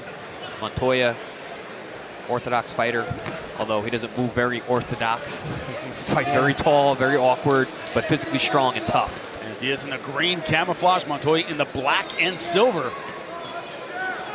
Talk about it all the time, Paulie. The physical pressure, Montoya already starting to bring that. Yeah, and he's physically, look like he's put on some good weight between the weigh-in and the fight, because he looks like the bigger of the two guys here, even though JoJo weighed in a little heavier than did Montoya yesterday at the weigh-in. Good body shot there by Montoya, returned fire there by JoJo. I've called about 3 or 4 of Montoya's fights in the past, usually against undefeated prospects on the way up, and even some middle contenders as well. He's the kind of guy, he comes forward with a lot of pressure. He's not fast, he's got heavy hands, he's physical, and he builds as the fight wears on. This gives you the aura of like a real Mexican war. Yep. Yeah. Now, Junior, with the time off, what do you want to see out of Diaz early in the first couple rounds? Like, he got some, I don't want to say ring rust, but this is the first time like he's clean all the way. What do you want to see in round number 1? I want to see him act like he wants to be here. This is a big opportunity for him to just get back into the limelight, and should be interesting to see how this fight plays out. That's a good point what Junior makes, because a lot of times when you've been there already and you sort of fall off a little bit, you work your way back in, but are you working your way back in for the passion of the sport, or are there other reasons that you're doing it? Obviously, we know JoJo has been working hard to get clean, is this just a bonus, an added bonus, or is he also very hungry to be back at the top of the sport? Well, it's one of those, Jimmy, you always say this, happy to be there. Is he happy to be here after beating addiction and doesn't really, have his heart in the fight itself, and the fight's already won in his mind? Because he's got a guy in front of him that he doesn't care what JoJo's going through. He's bringing it. This guy's like floating. Yeah, he's a very awkward. That's why I said he's an orthodox footing, but he doesn't fight orthodox at all. It looks like he aims his punches when he throws them. It gives you a Navarrete feel. Yeah, a little bit of that. Yeah. Yep. JoJo Diaz has found a home for a couple of those counter lefts over the top. Even like remember Carlos Mausa? Yeah. Not as much. Mausa was off the chain, but Mausa, I always said, looked like a rubber band. Like it was like everything was this just. guy has a little bit defensively. Mausa was like Gumby, but this guy, the way he throws his punches. I mean, we'll see how JoJo's. Yeah, but he's got heavy hands. This guy too. I've seen him thud on people before. So random. I don't like the way JoJo's pulling back. I think he needs to, push him back and go to the body a little bit more. Yeah, JoJo went to the body pretty well in spots in this round. He's got the consistency he's got to stay with, I think, that we're really looking for here. Got that lefty shuttle punch. Right hand nice. By Montoya at the belt. This is for the bell. Another one. Yeah, this is.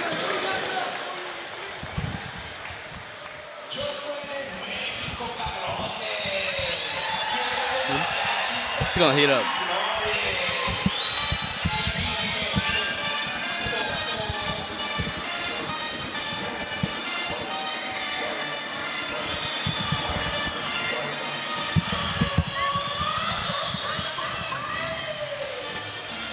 Hay que aprovechar for that, man. And get offline.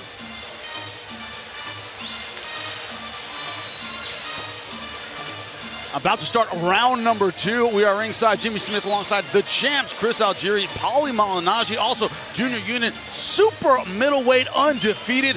What got answered to you, Junior? Do you see that passion in round number 1 or not from JoJo? I think he's gonna have to find the timing of Montoya. Montoya. This is gonna be a rough one. This is not an easy fight. And this is one of those fights where you find out how bad you really want to be back at the top. This is no cupcake. It's not a lot of reward for beating Montoya, as he's not a well-known fighter. So it's hard to get up for a guy like this if it's going to be super tough. So you got to have it within you. Do you have that inner passion? We may find out some answers tonight about JoJo. This is a replacement for Nicklaus Walter. So JoJo wasn't expecting an easy fight. Him and I spoke about Montoya even before this fight was made. He goes, that's a tough guy. So he knows what he had in front of him. And props to JoJo Diaz for coming back off of his layoff, looking to have a tough fight. Oh, good combination there by Diaz. Start round number 2. JoJo Diaz coming back clean in the green and camouflage. Yep, good one against Abraham Montoya, who's in the black and silver. And Chris, you say it all the time behind the scenes. You're like, that's a hard guy to look good against. Montoya's one of those guys that's awkward, weird timing, Yeah, I mean, he walks through shots like that. He's almost like a Frankenstein. He comes forward, gets hit with a big shot, but then he comes with his own heavy hands. Never been stopped. JoJo's putting together some snappy shots here this round. He's got to keep it consistent, though, because Montoya will jump right back on you. Yeah, I think JoJo needs to, put something in the middle to offset him, some feints. A little bit of movement. Yeah, that's something we're not seeing from JoJo, right? No feints. Good body shots, though. Definitely some feinting would be good here because Montoya's the kind of guy who's really hard to anticipate his movements because I don't think he knows what he's doing next. Yeah, so you bring them out of him by feinting him a little bit, right? For sure. Some of that tricky veteran savvy from JoJo Diaz. Something we'd love to see. You pointed out, Paulie, former Olympian, also former world champion. Just a ton of big fight experience. Montoya just gives you that feel that he has really heavy hands. Yep. He's a thudding puncher. Yeah. He's landed a few right hands here on the inside against JoJo this fight. JoJo's consistent to the body, though. I called Montoya versus Gabriel Flores. He gave Gabriel was at that point was undefeated. He gave him hell that night. Also, Mark Castro was another fighter that he fought, another undefeated prospect coming up. If you find yourself thinking in a fight, get off me, it's a bad thing. Yeah. And Montoya's kind of that get off me kind of guy. He's always pushing, he's always right in your face. Doesn't give you a lot of space. Especially a guy like JoJo Diaz, who's been to the highest highs, where you got a guy like this, he's hard to read. He's not doing the things that a normal championship fighter does. Something, Paul, you talk about all the time. Like when you're a great amateur, high-level professional, you're used to clean lines. And guys who don't throw clean lines, they can take you by surprise. Yeah, especially if they're consistent. You know, and there's something Montoya. He's consistent with that pressure, clash of heads there as well. That's not going to tickle either. Stop. No tiene puño. No tiene puño. Box. Montoya coming in with his head a little bit more, man. You gotta be careful. That lefty versus righty. Closing seconds of round number 2. Montoya once again bringing that slow building pressure. JoJo Diaz from the southpaw stance hasn't found a way to get relief yet.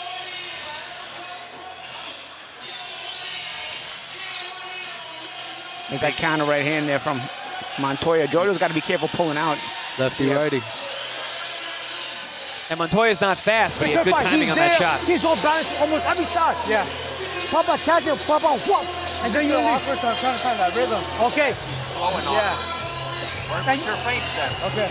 Whatever you catch here, touch him. You have notable home runs. Yeah, just catch it down. Just keep touching, keep touching. You're gonna find the big shot. Okay. Open. If you watch his left, you stop him. Go to the middle, go. Swing and go. Breaking him down though, right? Small steps, boom, boom, boom. Use your hands for defense. Jab. Straight left heel. Straight left to the body.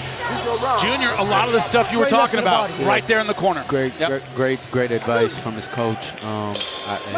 And he feels like he's breaking him down, you know, so. But that's the thing. He's asking you to break him down. You got to be feeling it yourself. Some of that you got to feel yourself because you're in there with the guy. You got to sort of feel it. Is he breaking down? Is Montoya losing the enthusiasm when I'm doing what I'm doing? I think with a guy like Montoya, he has such a good poker face, even if you do, you know. Yeah. That was so weird. What's he going to do? Start throwing normal? Yeah. He's throwing weird anyway.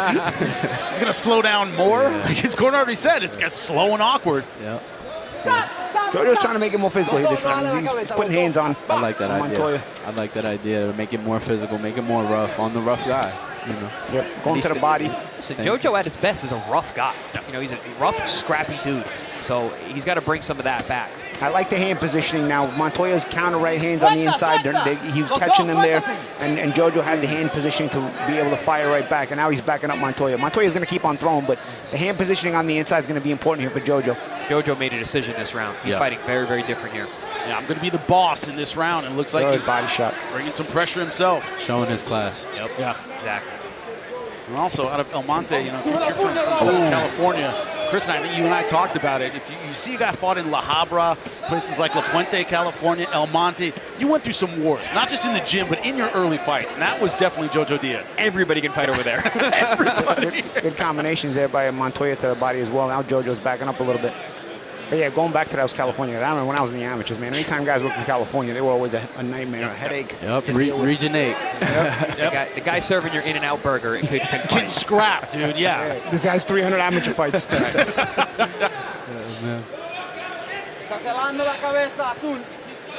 I think JoJo found his rhythm a little bit more this round.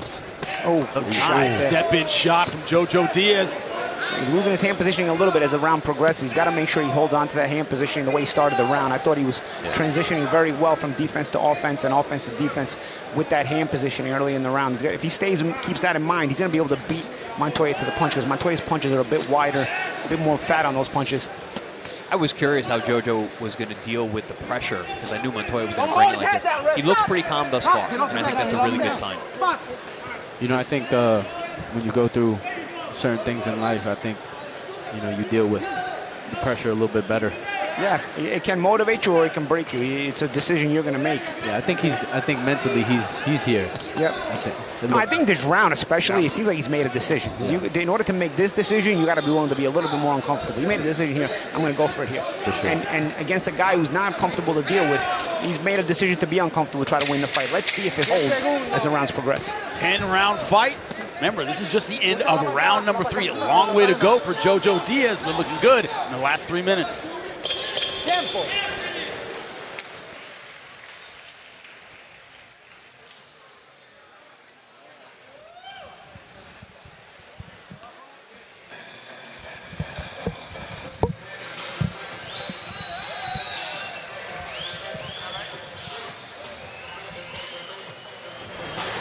Más. Pues tómatela. Hey, Philly, atento, no te avientes con la derecha. Te quiere cachar. Te quiere cachar. Round number 4 about to begin, scheduled for 10. You're in the corner of Abraham Montoya.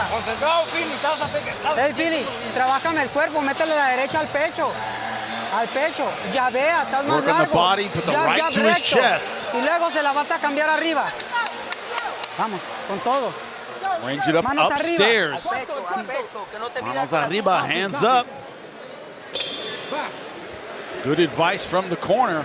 Good round number 3 for JoJo Diaz. But to your point, Paulie, can he keep it going? That is the question. Again, that's a mental decision, right? Physically, we see here that he's able to do it. Okay, is he mentally willing to be a little bit uncomfortable in spots here to keep doing it? That's where you're going to find out if he still wants it at this level. Trips over the feet there as he tries to step in, but again, the awkward Montoya will make you pay for that. Yeah, Montoya will bang in the back of the head. He'll push you with his forearms. He'll punch you on your hip. Yeah, that off balance was their lead foot banging into each other. I want to see, it's going to be interesting to see if JoJo's body work is going to pay dividends. Montoya's having a little run here. He's landing some good shots. Also, one thing, you know, a body shot. Headbutt there as well by Montoya. Junior, we talk about it all the time. You can lose the fight, body shot, and you can also lose to the moment. Montoya's not losing to the moment. JoJo Diaz isn't a name to him in any way. Yeah. He's there all night. Yeah, that was actually one of the things I asked JoJo in the interview. I said, you know, this is going to be the biggest fight for this guy against you. This is his moment. You know, how do you feel about that? And Montoya's showing up. By the way, guys, Montoya got the instructions to go use that right hand to the chest. Early in the round, he started that, and it was a good setup for the rest of the combination. Oh, big right hand shot, pushing JoJo backwards. I'm not liking this round for JoJo. He had a great round 3. He's getting hit a lot here. Staying in the pocket too much. He's not liking the shots either. It was also a decision made by Montoya not to be uncomfortable and go back and get it. So both guys have a physical battle as well as a mental battle here. I think it's an easier choice for him too. Yeah, Montoya, I mean, what's he going to do? Start boxing on the outside? Yep. This is what he's got to do anyway. And you see he's reaching for that right hand to the chest. Trying to use to set up the following punches afterwards. Remember what I said about Montoya in round number 1? He builds. He's slow. He starts slow, but he builds. He chops that wood round after round. Nice shot by JoJo. Left hand and a right hand. Good scratch. Good shots there by JoJo. And also, as you get older in the fight world, you get asked this a lot, what changes? And I said, the next day sucks more. Right? Your ability to recover isn't necessarily there. And JoJo Diaz spent a lot of gas in round number 3, gentlemen. And the next day turns into the next 3, 4, 5 days. Right, exactly. As you get older. And it's the same thing in rounds, where, you know, you can recover in between rounds in your 20s, and then it's minutes a lot shorter than it used to be. JoJo Diaz did a lot of work in round number 3. Could be panned for it in round number 4. Montoya's starting to see the momentum shift his way. Montoya's throwing some good body shots this round too. And the uglier the fight gets, I feel like it's also advantageous to Montoya. Montoya doesn't want a clean-cut fight. He likes this kind of ugly stuff. Looks like ugly is Montoya's wheelhouse. Yeah, you know, JoJo with being the Olympian likes that clean boxing. Also, he wants to be in control of the pace and the space. And Montoya's not that kind of guy. Back and forth we go. Good round number 4 for Abraham Montoya. Yeah, JoJo had a great round 3, but Montoya really came back nicely in that round. That was a bit of a cuffing shot that had JoJo off balance. But other than that, Montoya did land some really good shots, especially to the body in that round. Move. Wop, boom, wop, and take small steps. He's so freaking lunging with shit, man. All right? Small step, Joe, small step. Don't wrestle with him. Don't wrestle. How you feeling? Good. Good. Small step, put that jab in his face. And once he throws that right hand, which is always off balance, step in with both feet, the left hand will land. Small step, you have a little bit of home runs, keep touching him. Yeah. All right, good work though. That was good. I need you to use your jab more, son. Jab, son. Let's go. I think all those instructions are good, but I think hand positioning is also important for JoJo, because when his hand positioning is good, when he's firing, when Montoya fires back, JoJo's in a position to fire in between Montoya when his hands are in good position. Also, he's got to bend those knees. There was 2 times in that round where he got hit with shots that cuffed him and pushed him off balance. That wouldn't happen if his knees were bent. Starting round number 5, scheduled for 10. 2 rounds in a row, Chris, what do you think of this? He's asked for reassurance. Like, am I doing all right? Am I hurting the guy? Usually a fighter, they believe they're doing that, right? He's asking his corner. Yeah, it's very, very interesting, the body language in the corners. The questions that are coming out, it definitely shows you that JoJo's going through it a bit in his head. Oh, look, left hook over the top from Montoya. How do you defend that? Yeah, I was going to say, it was a very weird shot. Dives in with his head, throws the left hook outside of his shoulder. And also midway through the fight, Junior, is this where you start maybe reading that awkward guy and start finding the gaps? If you're JoJo Diaz? I mean, I think he should be listening to his corner a little bit more. I think the jab would break up Montoya's rhythm a little bit. You know, he said take some lateral movement and use your jab. I feel like he needs that breather. Right now, he's trying to bang it out. I mean, JoJo's a Mexican warrior, and you know, that's what you're going to get out of him most of the time. And Junior, that's another thing that the corner said, don't load up. Keep touching him. Keep touching him. Because if you go punch for punch, Montoya lands these big, awkward, eye-catching shots. Just keep touching him. Good shot. You see, when JoJo punches with Montoya, he was able to punch in between him. Because they got the shorter shots.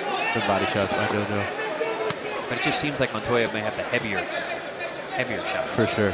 It isn't beautiful, but it thuds. You gotta feel it here at ringside. No, it's actually ugly. Yeah, but it's effective. The opposite of beautiful, ladies and gentlemen, but it thud. Great round. Yeah.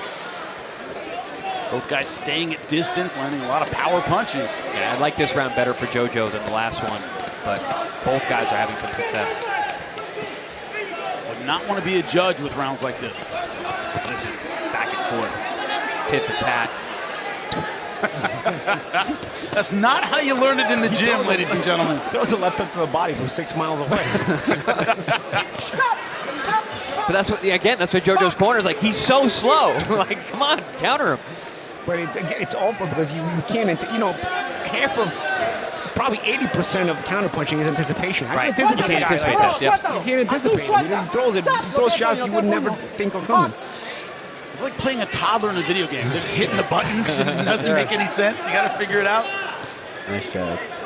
I think that's what he needs to do. Feint from there and use his feet a little bit more. Yeah, even level change a little bit. Yeah, just create. Mentally, he wanted to be here. It looks like he does. A lot of fight still left in JoJo Diaz. He's going to have to dig in the second half of this fight.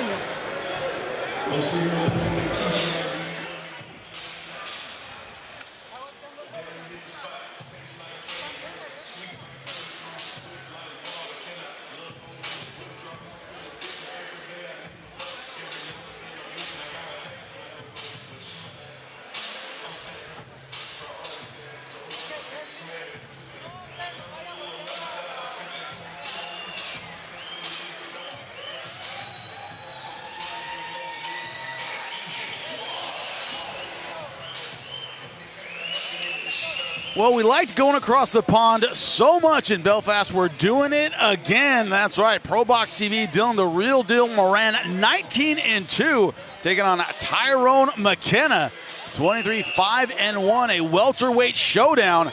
Irish pride on the line. We're ready to get underway. JoJo Diaz, Abraham Montoya are halfway through this 10-round fight. That last round, back and forth, to say the least, gentlemen. They're meeting each other in the middle of the ring. Literally. Yep. Because I don't think either man has really established the dominance yet. This fight is still very much up for grabs. Very close. I know, Chris, you kind of keep like kind of a mental scorecard. A hard thing to do in a fight like this. Yeah, I mean, there's so much leather being thrown and landed. Very difficult fight to score. I'm glad I'm not a judge tonight. Nice. And also, a lot of judges don't give a lot of credit to the punches of a guy like Montoya because it is so, it's kind of, you know, he's not turning him over, not pretty, not beautiful. Yeah. But they give a lot of credit to guys who come forward. And Montoya is always coming forward. Yeah, especially here. Yeah. That's like, the default when you don't know what you're doing. Right. You just give the guys who are coming forward the round. Very, very true, gentlemen. I like what JoJo is doing this round, trying to create some space. Yeah, he found some really nice openings for counters at that mid-range, fighting off that back foot. I was just going to say he's got to be first, and that's why he's got to be first. Yep, it's a dangerous place. Because, again, you can't really time the guy like this. So if you can be first, and make them miss and keep their hand positioning on the return, you can win the rounds. Because if you're going to try to time a guy like this, it's not going to work. You got to work on being first with the simple shots. And Junior, you can see the skill set. Like every round, he's trying something different. Like you said today, like right before this round, you're like, well, his footwork, he's creating a little space. Like you can see, he can do different things. He has the toolkit. JoJo Diaz. He has. Very high pedigree. Yeah. So he has tricks in his bag. So it's just about pulling him out and having the confidence in pulling him out. He's been out for a while. He's been through some stuff, but I think this is definitely a better round than the last one. Yeah, he's landing well in between the shots of Montoya this round. Montoya's got to stay with the pressure. He can't be going backwards. Good counter there by JoJo Diaz. Montoya has to make his pressure work. Montoya's also got to get back to the body. Another good straight shot, left hand there by Diaz again on the timing, on the counter. Beautiful. Montoya's got to go back to those right hands to the chest, guys. I mean, that was what was working, throwing JoJo's balance off, and then he was able to sort of follow up from there. He stopped throwing that right hand to the chest, which was working there. He just aimed for it now. JoJo needs maybe to here, that he was out commentating. I don't know, but there he goes again with it. I don't think he speaks English, so I doubt it. I think we're all right. But JoJo's having a really good round. Good punch selection there by JoJo. And getting off first on the angle change, also very important. He did that right there. Really, really nice stuff from JoJo in this round. This is where you see the pedigree, like you guys are saying.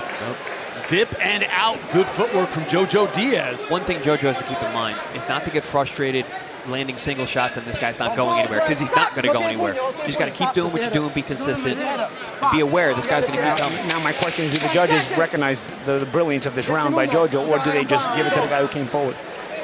I don't want to talk about such things. JoJo's feeling good right now. Yeah, really good round.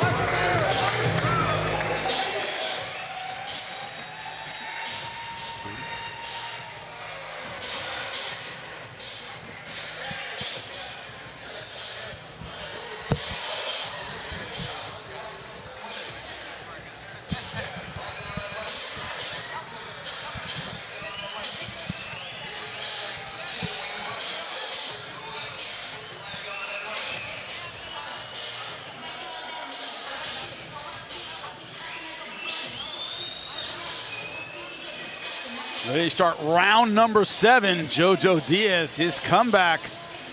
Back and forth in almost every single round, gentlemen. Yeah, that was a beautiful round. He was fighting at long range, mid range, inside. Timing beautiful right counters, great timing. That was what he needs to do to be successful in this fight. Now, it's going to be interesting to see how Montoya comes back out this round, because it's been 1-1. I think this round is going to be interesting too. That's a great point, Jimmy, because in round 3, JoJo had a great round. Round 4, Montoya came out, had a fantastic round. So it's like these guys are so evenly matched. Yeah, they're both shot there by JoJo. He's doing a good job of being on first here, and Montoya has to put an end to that. That's what Montoya's got to do. He's got to put that pressure on. He's got to go to the body. Cutting off the ring well, too, is Montoya. Abraham Montoya. Good shots there by Diaz, punching inside. Both guys are doing what we've been talking about now. Now Diaz is also punching in between the wider shots of Montoya as well. JoJo's been super consistent to the body, and I think it is paying off a little bit. It's hard to stop a guy like Montoya from coming forward, but if there's anything that'll do it, it is. But you know what? Montoya is also not landing as cleanly as he was before either. So now you see JoJo with the eye-catching shots. Montoya does come forward, but the shots, when they land, they're partially landed, or they're missing altogether. I think I see maybe a little cut on JoJo's right eye. Got a little abrasion there underneath. There's that right hand to the chest. I will reiterate, I think Montoya has to start with that more consistently, because that throws the balance of JoJo off, and then Montoya can follow up. The argument, by the way, you were seeing in the ring is Montoya complaining about shots to the back of the head, and then JoJo Diaz saying he's moving his head. It's not my fault. I'm throwing a hook and he's going under it. Yeah, Montoya's buttered a bunch of times this fight too. Very, very true. There's a little clash there as well. I think hand positioning right now is super important for JoJo, because Montoya's throwing that right hand straight downstairs again, and now he's gonna throw it upstairs. He's gonna time it, mixing it up. Yep. Shot back from Diaz. Both guys are nice uppercut. Wow. JoJo Diaz willing to trade punches in the center of the ring. Scrap here, guys, in round 7. You see the championship class in JoJo, but you see the experience from Montoya, who's never in an easy fight. He's only fought tough guys, mostly undefeated guys in the last couple of years. used to be in the B side, comes in and fights his butt off every round. Did you see that combination? He threw a 1-2-1 from a square position. His feet were completely square. He just... A lot of stuff they don't teach in the gym is on display tonight from Montoya. And if you're watching at home, do not fight like Montoya. Oh, nice counter left hand. JoJo's found the timing with that shot, and that's been one of the more eye-catching shots of this fight, is that counter left hand by JoJo Diaz. And it's probably been the hardest shot landed by either man. Hook there by that smack left hook there by Montoya, though. Smack right hook as well. So again, Diaz has to get off first here. This is where it's important. The Montoya starts to get off the physical shots first. The poker face of Montoya. His expression has not changed it's like from round one. Yeah, I said that earlier. Body shot. Has looked exactly the same. A couple jabs to the pit of the stomach for JoJo Diaz. I'd hate to be a judge. Yeah, and it's the way it's gone too, Junior, is one round. They know when to turn it on. I'd hate to be a judge, and I'd also hate to be across the ring from Abraham Montoya. This guy is a nightmare to fight. There's that left hand there again. We've seen that being a little bit more consistent there from JoJo, but you see there JoJo going straight back, and he pays for it with Montoya throwing those shots as JoJo retreats. That 2-1 combination is a great weapon against a southpaw, leading with that right hand, coming back with a power jab. Montoya was able to make that work last round. Yeah, especially if they don't have the right hand position. Sometimes JoJo's hands are a little bit off when he's moving straight back. If you're going to move straight back like that, you got to change your level or at least put your hand positioning in a better place. Métele la derecha. Y sigue manejando. They want that right hand. Golpe recto. Vámonos. Golpe recto primero, luego curvo. Right hand, they want those leads. You heard it correctly, Junior. My Spanish ain't too great, but I know derecha. Derecha. I fought enough Mexicans to know that one. Derecha, izquierda, first thing you learn. Más golpes. All right, all the basics. You know, if you fought in Southern California at all, JoJo Diaz out of Almonte, California in the green camouflage, Montoya in the black and silver. Big overhand right from Abraham Montoya. Montoya from California as well, but the California in Mexico, Baja California. Montoya's conditioning is phenomenal. Even with all the body shots he's been taking, he's still pushing the pace. Chris, you said he looks the same as round number one. Yeah, nothing really changes. And another point, this is not his weight class. He normally fights at 130. No, this is at 135 tonight. Actually, a little above 135. So probably both guys are better at 130, right? Yeah, I think JoJo's probably better off at 130 as well. But yeah, both these guys. JoJo's found a nice home for his left hand. Find the timing on the awkward guy. Ooh, good right hand from Montoya. And again, that bad hand positioning on the inside. When JoJo's done punching, he's got to be careful with the hand positioning because Montoya throws those weird shots and he catches JoJo after he's done punching at close range. That's the thing about fighting a guy like Montoya. You can never relax because he's hitting you with awkward shots that you don't see. That's why you see JoJo get knocked off balance sometimes. But the thing about Montoya is he goes off balance himself when he throws the punches. So if your hand positioning is good, you can actually catch and then shoot back because you can make him pay for that bad balance. Look at that weird left hook. You see the way he threw that? Fundamentals always beat the awkward guys. You got to be super fundamental when you fight. But you got to be first, I think, as well. So timing them is out of the question. Ooh, nice counter. Weird fight, man. JoJo wants it, man. He's throwing combinations, and he's trying to push Montoya back, which is, you know, he got to be in some good shape tonight too. Yeah, it's a good sign. It's a good sign the hunger for JoJo Diaz is there. And if he gets past a guy like this is a good preparation for a big fight. Yeah, I tell you, Montoya's hungry too, guys. Yeah, for sure. He's fighting hungry too. He knows this is probably the biggest fight of his career. Yeah. This is his world title fight. Yeah. He's probably never going to be in a world title fight. Almost certainly not. But if he gets a win here, you never know. Yeah. Monte Davis will fight anybody these days. Paulie Malignaggi always with the commentary. 30 seconds left to go in round number 8. Paulie never misses a chance to jab. Never misses a chance. The best in the business. Am I wrong for just wanting entertaining fights and not wanting to waste my time? Hey, Montoya, he can take a punch. Oh, nice feint there from Montoya. Paulie's like, I took a lift over here with Canelo's last opponent was my driver. Like everything. It's always Paulie always brings it back to somebody. Come on, man. I just want good fights. Oh.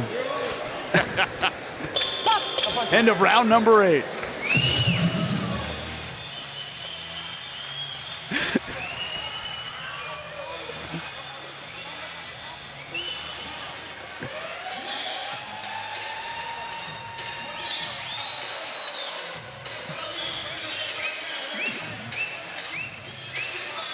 jab. I just want you to use your jab. From there, every other shot will fall in. Okay.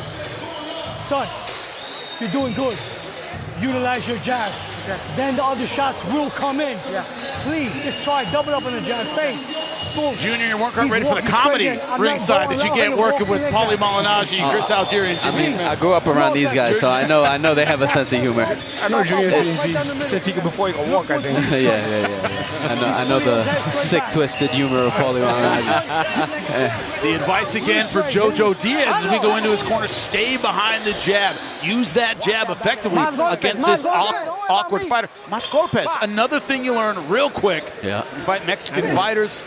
Round number 9 underway. These 2 rounds are going to decide the fight, guys. I think, you know, Montoya came out. Again, talk about the hunger of Montoya, too. He came out throwing punches right away. As soon as the bell rang, he went across the ring and started throwing a bunch of punches at JoJo's. It's going to be will and it's going to be skill here these next 2 rounds. It's going to decide the fight. I haven't been checking each round as we go. I feel JoJo is ahead slightly, but there's 2 rounds to go.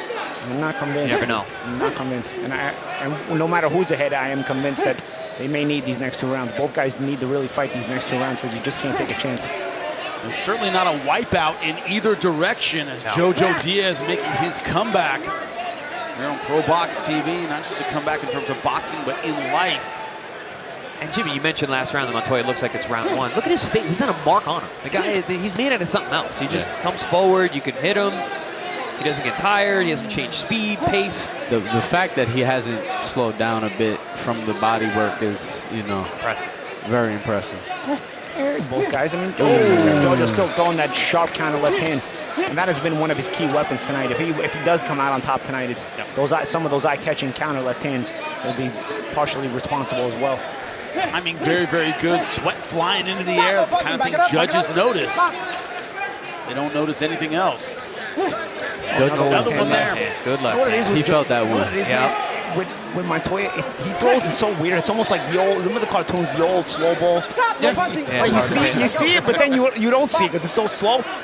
You think about getting out of the way. You get out of the way of it, and then you come back into the trajectory of it before it even reaches. Yeah, you counter, but the punch isn't even gotten to you yet. So you're done, and then it hits you. Yeah. He's throwing that counter left hand a lot. I would love to see him throw it up the middle. Yeah, or come back with even a hook. Yeah. Bugs Bunny giving the old slow ball. Swinging it 3 times and you're out. Oh, there's a sharp 1-2 though. Down the guard, down the middle, splits the guard. Oh, and a uppercut and a right hand. Nice short right hand. Back with the body work for JoJo, and a big right hook. Good shot. You could tell JoJo wants this though. Yeah, he's not giving an inch. He would have already been out of here. Whoever would have stopped fighting at this point, and he has not at all. Against a tough and awkward opponent in Abraham Montoya. I tell you, Jimmy, this is also one of those fights where you feel within yourself and you decide, do I still want this? You know, you find out about yourself in a fight like this. You know, get another sharp left hand by JoJo Diaz. So far, the answer is yes, Paulie. He does want it. Yeah, I think we got a cut on JoJo in the middle, in between the eyebrow, vertical shot. I don't know if that's a headbutt or not, right? I've never seen a vertical cut from a punch. Never seen a vertical cut from a punch. But no signal from the referee that I heard saying it was due to a clash of heads. But doesn't look to be a big problem yet. And only 1 round to go as we finish round number 9. And Montoya has been falling with his head a lot. Yes, there's been a number of head clashes all night long. 1 round to go. You see the vet move that JoJo tries to pull and get back to his corner, and you know, Montoya hops right on you. Yeah, that's true. Good catch. You hear the 10-second tap, you go back to the your corner, so you get a full minute rest. The other guy's got to walk across the ring. He's done that in multiple rounds. Yeah. Hey, ponle vaselina. Rápido. Mande. Acá la adrenalina. Agua en la cabeza. A ver, espérale, sácala. En la cabeza. Cierra la boca. Philly, vamos por el último round. Todo. No te vayas a sorprender con un golpe, No te vayas a sorprender. Bien vivo, inteligente. Intenta buscar el Be intelligent, last round, give it your all. The advice from Montoya. Look at me, son. Off your jab, baby.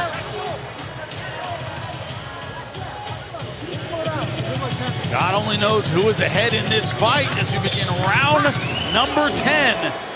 I would expect fireworks in this round. Yeah. Both these guys are going to go for it. You read my mind. Jimmy Smith, Chris Algieri, Paulie Malignaggi, Junior Union, super middleweight, undefeated, joining us. Great sharing the booth with you, man, but it has been a fight that has been back and forth. JoJo Diaz clearly has the toolkit to win, but Montoya, awkward pressure and power, and really almost everything he throws, awkwardly heavy-handed. Yeah, very heavy-handed, just naturally heavy-footed too. It's not pretty, but it's effective at times. And he's there mentally. He's in the fight. He was laughing in his corner going into that last round. That's another day at the office for Montoya. Yeah, he loves this type of fight. The grittier, the uglier, the better it is for Montoya. Paulie, you said it probably comes down to these last 2 rounds. I think JoJo Diaz had a good round number 9, but cannot let off the gas here. Neither fighter can fight like they're ahead. Yeah, Montoya trying to target that right hand to the chest again, but wasn't able to follow it up. The jab there by Montoya. Stop! Montoya throws from any angle. Any punch, too. Yep, any punch, any angle. It's so difficult to anticipate him. When they tied up a few moments ago, this is the first time I saw a little fatigue in Montoya. Normally he would have tried to bully and be more physical with JoJo. That time he didn't. Playing about shots to the back of the head, but no warnings so far. No points deducted in this fight. No knockdowns. And Montoya comes in with his face literally pointed to the ground, so he gives you the top of his head. Oh, good body shot there by Montoya. With a nice hook over the top from JoJo Diaz. Another one. JoJo looks super fresh right now. Yeah, he looks good. Another body shot by Diaz. He returns the favor. Sometimes you get hit with a good body shot, you want to give one back, you know? Well, it kind of reminds you, oh yeah, I can hit the body too. Oh, good shot there by Diaz. Again, punching inside of Montoya. He's got to be careful going straight back like this, though, guys. Good body shots there by Montoya. I think he should keep using that check like he did in round 6 and 3. Yeah, the check is there when Montoya's chasing, because Montoya chases with his face first. For sure. Under a minute left in round number 10, the final round here. The comeback of JoJo Diaz. A little clash of heads from both guys there. It's the first sign of emotion. Yeah, right? First time he changed his facial expression. Coming up on 150 days sober is the fighter from El Monte, California. Says he wants this as a stepping stone. He wants world title fights, get back to where he was, a former world champion. Jump on him. Yeah, can he do it tonight?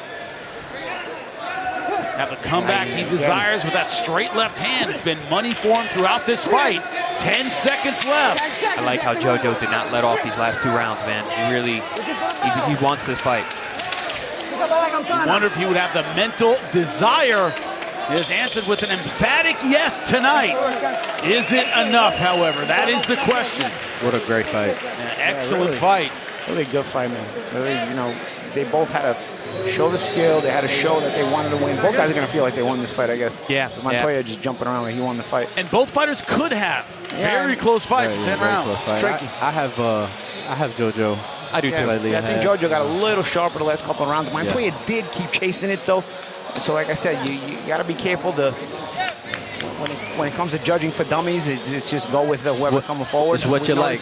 Yeah. It's what you like. In an 8-round fight, I could have seen Montoya winning that fight, but in 10 rounds, I believe those last 2 rounds, JoJo really separated himself with his caliber. And Paul, you also talked about the eye-catching nature of the counter. Jimmy, you were reading my mind. It's those little sharp shots, eye-catching. They have more snap. You know what it is with Montoya, too? When he does land, he's pushing a lot of his shots. Those sharp, snappy shots by JoJo, they became a bit more accurate in the second half of the fight, especially late. We started seeing that left hand get in there sharp. It wasn't the biggest power shot, but it was sharp left crosses, both from a counter perspective and from a lead perspective. It may be a little bit of a difference maker. Yeah, but that man right there, Abraham Montoya, he came to fight. Yeah, well, they earned their keep here. JoJo Diaz, as you pointed out, Chris, not fighting in his ideal weight class, about 5 pounds heavy, 135 pounds. I mean, both guys, right? And Montoya as well, right? Right, Chris? Both guys usually at 130. Montoya is also at 130. Montoya is normally at 130. But who won in the eyes of the judges? That is the question. Jim Sorensen ready to make it official. Ladies and gentlemen, after 10 rounds of boxing, we go to the judges' scorecards. Ladies and gentlemen, Judge Griffith scores this bout 98-92 in favor of JoJo Diaz. Wow. Judge William Glover scores this bout 98-92 in favor Billy Montoya. What you like. Wow. Wide And scores, both of them. Michelle Walker Serrano scores this bout 97-93 in favor of your winner by split decision,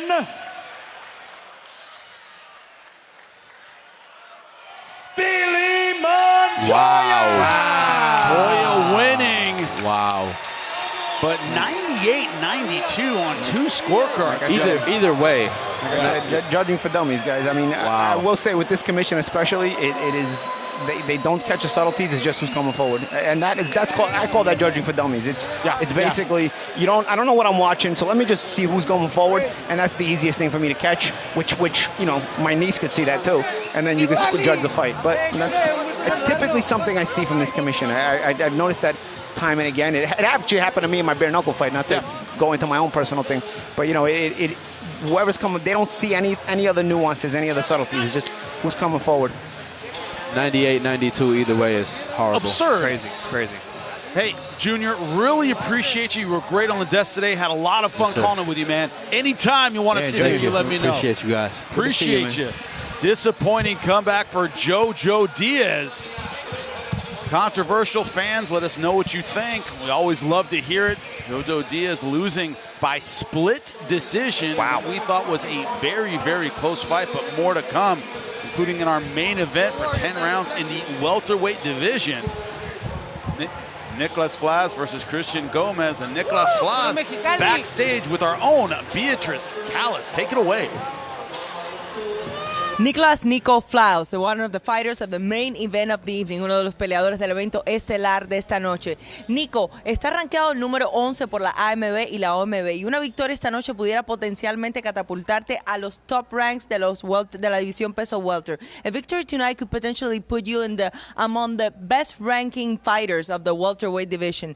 ¿Con quién te gustaría enfrentarte y qué se siente estar en el evento estelar de la noche? Who would you like to fight next, and what does it feel to be in the main event of the evening? Bueno, ser la atracción principal del evento es una emoción, un orgullo, ¿verdad? Por todo lo que he pasado, ya estoy estelarista. Y en verdad me gustaría enfrentarme con el que me ponga mi promotor, el Samsung Lekowicz. Él se encarga de eso y el que me ponga de frente, con ese no me voy a enfrentar. It's very important for me to be part of the main event of the evening, and actually I don't have any particular opponent that I would like to fight. Whoever I get to be in the ring with, I'll fight them, and it will be an honor for me.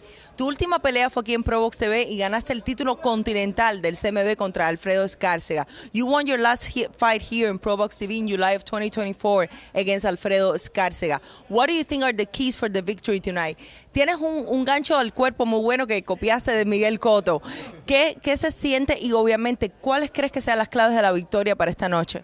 Será paciencia y traer round por round hasta que la mano llegue o ganar por punto. I'm ready with my new technique. I'm not going to say a lot now, but I am ready to fight. Muchísimas gracias. Back to you. Giving his cards very close to the vest is Nicklaus Flaz. Escárcega, the last time he fought, ProBox TV, very, very tough fight, but man, he flowed so well, looked nearly flawless. Another man who certainly believes he's flawless, has a ton of confidence. Darrelle blast Val Saint. Undefeated at 11-0, the Haitian-American fighter. You're looking at him right there, lean and mean in the super welterweight division. Look at the betting odds here. They agree. Val Saint looking fantastic, minus 2,500 over Angel Ruiz, who was plus 1,000. Remember, we had an upset in our last fight, JoJo Diaz over Montoya. So live dogs all night. Look, 22 versus 27. Val Saint, 6 feet tall, very tall for the weight class. Had trouble shedding the weight. Ruiz, 3 pounds heavier. Jim, get it going. Ladies and gentlemen, we are back with another 10-rounder, this time in the super welterweight division.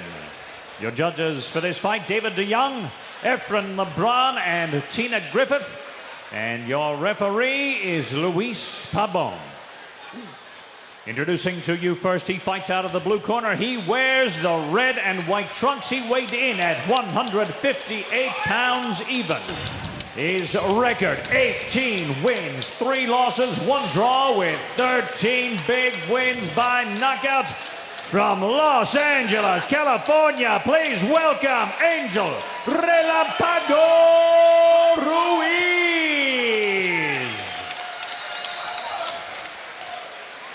And his opponent fighting out of the red corner, wearing the black and silver trunks, weighing 155.8 pounds. He is undefeated.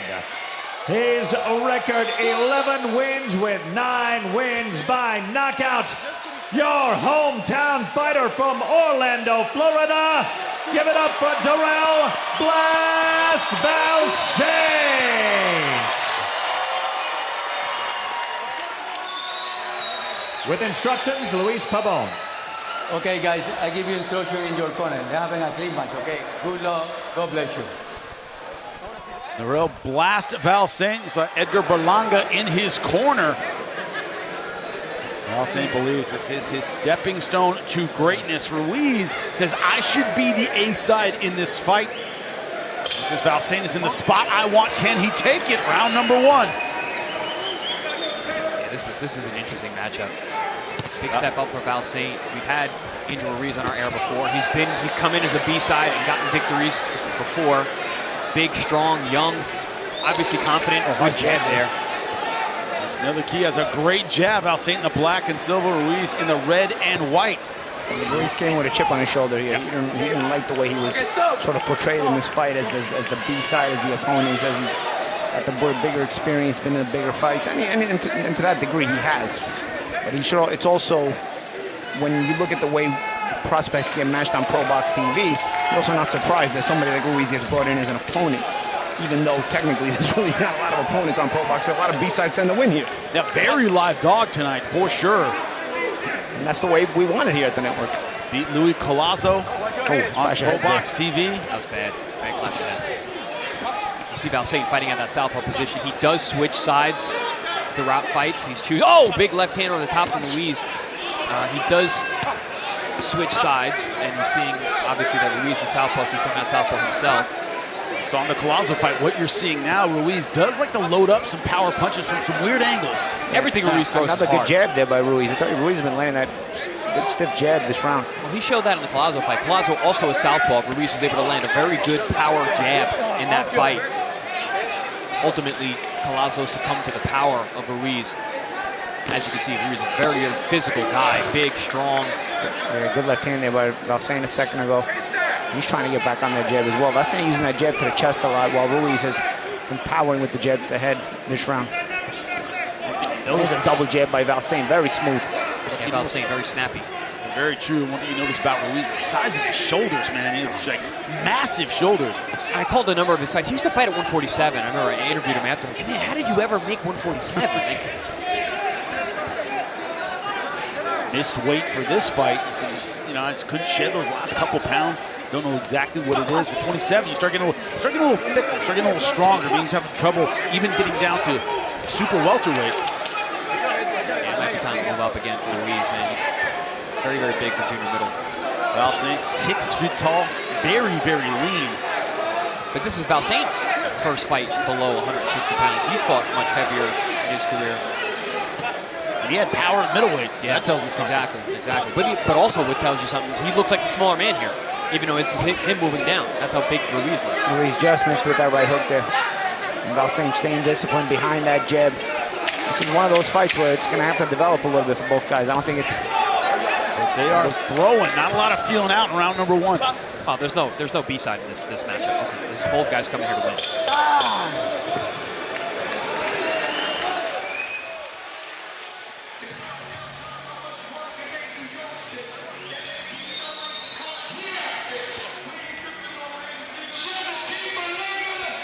Con el chap. ¿No? Oye, atiéndeme, ya le has dado 2 veces. No pierdas un punto por eso, vamos.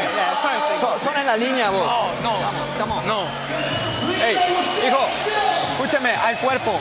Saque, quítele el chap, tiene que estar chiquito, no puede estar paradote. Into the corner of Angel Ruiz. Did not want to sit down on the stool. Cuando está... Don't fight straight up was the advice. Youthful exuberance, right? That's what we always call it. Love it. Didn't want to sit down in the corner, wants to go right to it. You heard what I'm saying? He can only throw that overhand right. You listen what I'm saying, right? Keep those hands. Take those out. Okay. Disciplined hands. Those you hands heard it. disciplined. Good advice in the corner for Val Saint. Don't get tall. Good advice for the corner of Ruiz. Because Ruiz, even when he throws a jab, it's this thudding Lennox Lewis kind of jab.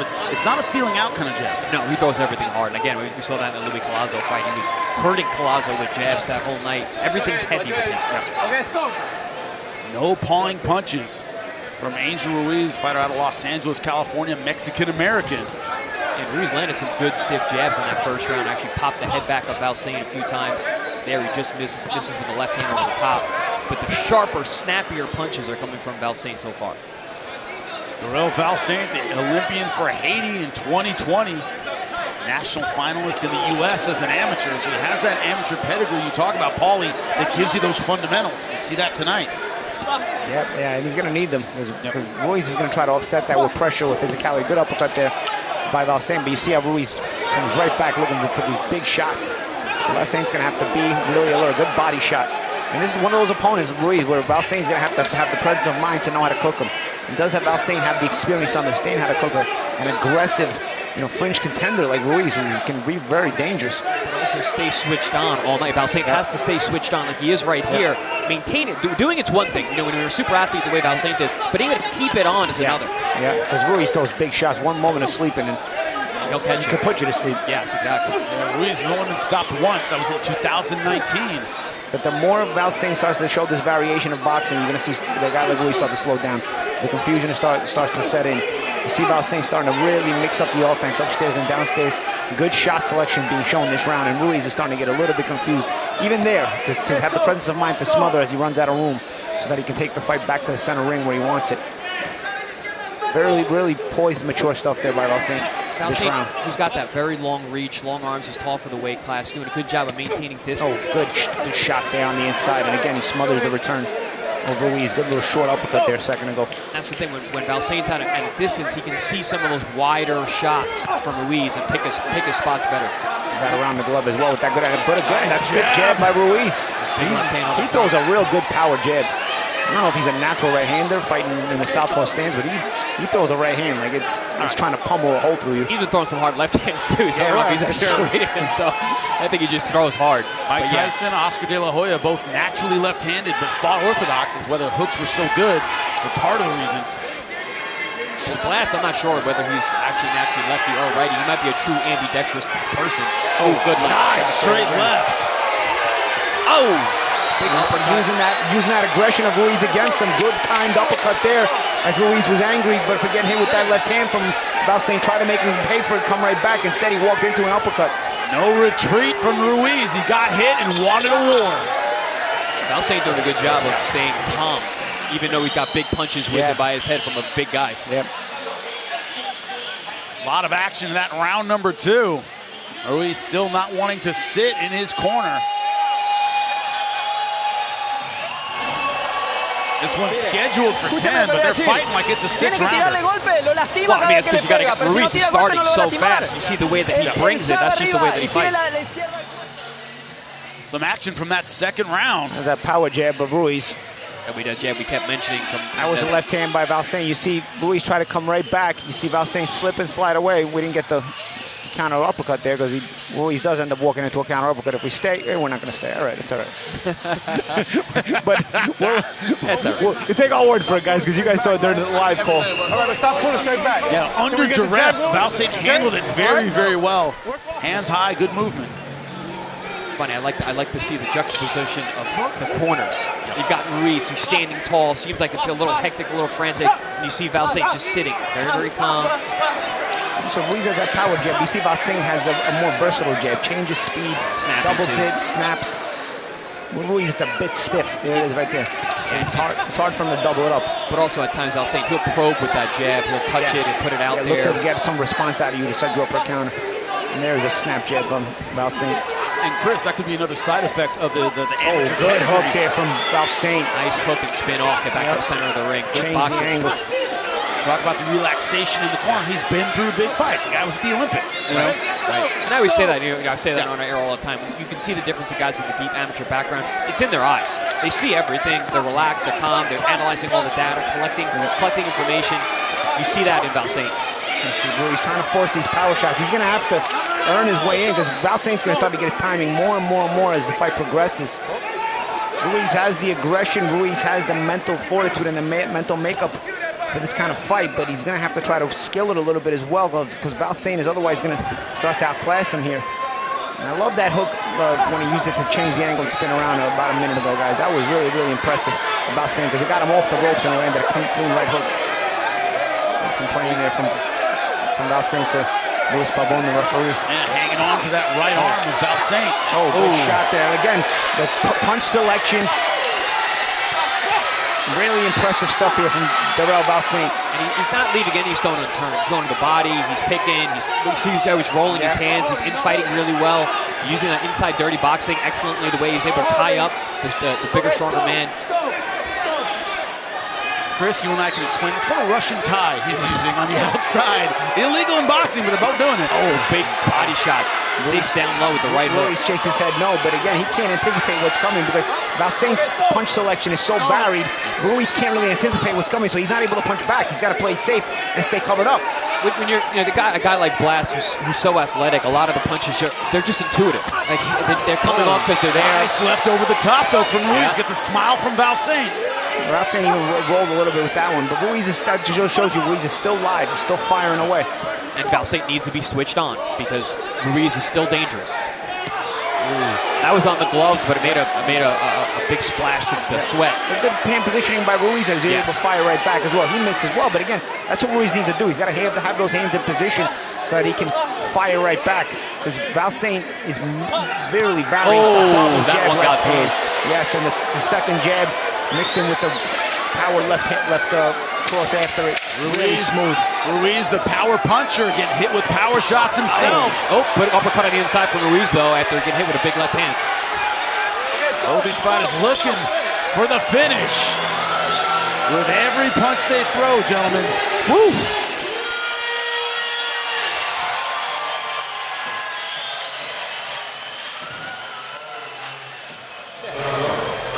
Respire, mire, se lo voy a decir calmado, una vez, al cuerpo. Olvídese de la puta cabeza, ¿me entiende? Tiene que trabajar el cuerpo, respire duro. Mire, Ángel, se está dejando golpear, hijo. Si se deja golpear, por lo menos es para meter sus golpes. Si se deja golpear para no meter golpes, ¿para qué está dejando golpear, hijo? Respire, respire. Escúchame, hijo. Tiene que trabajar al cuerpo. Into Ruiz's corner, as you said, Chris, a little bit frantic and a little bit. Yeah, they're telling him he's got to get to the body, but the problem with getting to the body, good left hand there on the replay here by Val Saint, very sharp. The problem with getting to the body is you've got to first have him figure out how to close the gap the right way. You know, I'm always curious about the instructions in the corner. Go to the body. Well, you gotta get in a range to go to the body. Going to the body is not something as simple as just going to the body because you start at a distance of range where you cannot get to the body. So how do you close range without walking yourself into these left hands of Darrelle Val Saint or somebody's sharpshooter shots of Darrelle Val Saint? Because yes, you see right there, Ruiz wants to get close. He wants to get, but it's not that easy with a guy who's got fast feet. And not to mention, even when he does close the distance, Val Saint's so good in the infighting. He's tying his arms up, he's stepping around him. And then he makes you pay at times too. He's countering you if you reach in too much, you know? So again, going to the whole go, guys, for anybody at home, go to the body are not instructions. You know, they go to the body, you gotta first figure out how to close the gap. We all came here from South Florida. How do you get to Orlando? Just drive north isn't good enough. Get a little bit more specific with your directions. That's what a great coach does. They tell you how to get exactly where you need to go. See that feint from Val Saint right there? Took a little feint, made Ruiz bite. Stepped out of position, into position. They're also mixing speed. You see the probing with the lead hand. Sometimes he's snapping that right jab. Sometimes he's probing with it. That comes from the calmness too, and that's why he's looking like he's not working that hard. He's in his zone. He's in his zone. And Ruiz, again, to close that gap, what he's got to do, he's got to use that jab. He's got to feint his way in. He's got to move his head on the way in. He's trying to just power his way in, and he's walking into shots trying to do it, and it's not going to do it because Val Saint's going to walk him into punches and then step out of range again, so you're going to be starting all over again. Clash of heads there. Clash of heads. Nose. Yeah, clash of heads. That's a bad one. That's a bad one. I don't know. Yeah, this might be over. Yeah, this might be over, guys. Smashed his nose. Yep, I don't know if it's the nose or above the nose. It looks like maybe a cut in the middle of the forehead, but that's bleeding a lot. Yeah, and Ruiz really wanted to go in with it. Yeah, he's bled. This is done. This is done. Yeah, that's He might have a broken bone over here, man. That's what I'm worried about here. There might be a broken bone in his face. That's why I thought the nose was broken. I mean, they both made faces in pain. But if it's broken, would it be the top orbit? What is it right there? I mean, that's your middle of your skull. It's a pretty hard spot. It's probably just a cut. But yeah, this fight's probably over, guys. And you know what? That's accidental. You know, Ruiz was aggressively coming in, but that's the way he's got to do it. I mean, he can't sort of pity pat his way in. He's not that kind of fighter, so he's going to aggressively try to close the gap. Val Saint made a little defensive move to sort of drop down because he didn't want to be up high on the ropes, which is the correct move as well. And they clashed heads there. I mean, this fight might be over here. I don't know that Ruiz is going to be able to continue. The thing is, what round are we in? We're in round 4. Oh, wow. Round 4. So this could be a technical no contest. No contest. Yeah, right? It has to be a completion of 4 rounds. No. Wow. Yeah, it could be a completion of 4 rounds. Varies by commission, but I believe it's end of 4, gentlemen. I believe you're correct. I mean, that was shaping up to be a good scrap. Yeah. 2 guys who are really going for it. That would be a real shame. That is a real shame. Disappointing end to this fight. But Paulie, to your point, given the fact that he was leaping in a lot of the time, surprised there weren't more clashes heads. I mean, there's one big one. You could fault him a little bit. He leaped in, but I also think that's the way Ruiz had to sort of power his way in. You know, because he didn't just leap in there. He did throw a punch on the way in. It just, his head was in there. He's not going to be the smooth fighter Val Saint is. Ruiz is what he is, and it's not necessarily a bad thing. He's sort of the aggressive guy who's going to be a bit rough around the edges on the way in. And it just ended up, that's an accidental clash of heads if you ever seen one. Because Val Saint dipped his head because Val Saint doesn't want to be up high in the corner. He doesn't, when you're attacking, when you're the proper defensive move, when you're up against the ropes, when somebody attacks you, is to, make drop your level a little bit, so you're not up high on the ropes because you don't have anywhere to back up. So Val Saint made that move. Val Saint had a very good defensive radar tonight. But Ruiz also, sort of made that move as well. He saw his man on the ropes, step in aggressively. You're going to see it here. Ruiz. See, Val Saint's still going to set a trap here. Ruiz comes in, and there it is. Yeah. But I mean, listen. Ruiz was following his corner's instruction, go to the body, and he's lunging into a body shot. And that's the thing. He was lunged in from this is from a body shot, and Val Saint actually dipped, and then he was coming back up. Yeah. So and that's where the head-on collision. Yeah. And you see that cut, man. That's an angular, jagged cut right in the middle.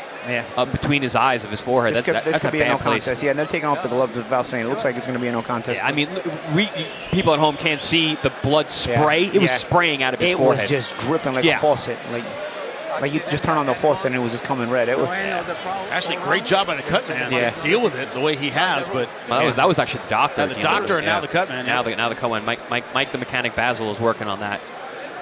Sort of a shame, man, because I would have liked to see if Val Saint could maintain what he was doing as the rounds progressed. Also, I would like to see the experience of Ruiz if he could get him back in the second half of the fight. Yeah, because Ruiz is the experienced guy who may take Val Saint to a place that he's never been in that late second half of the fight with all this pressure.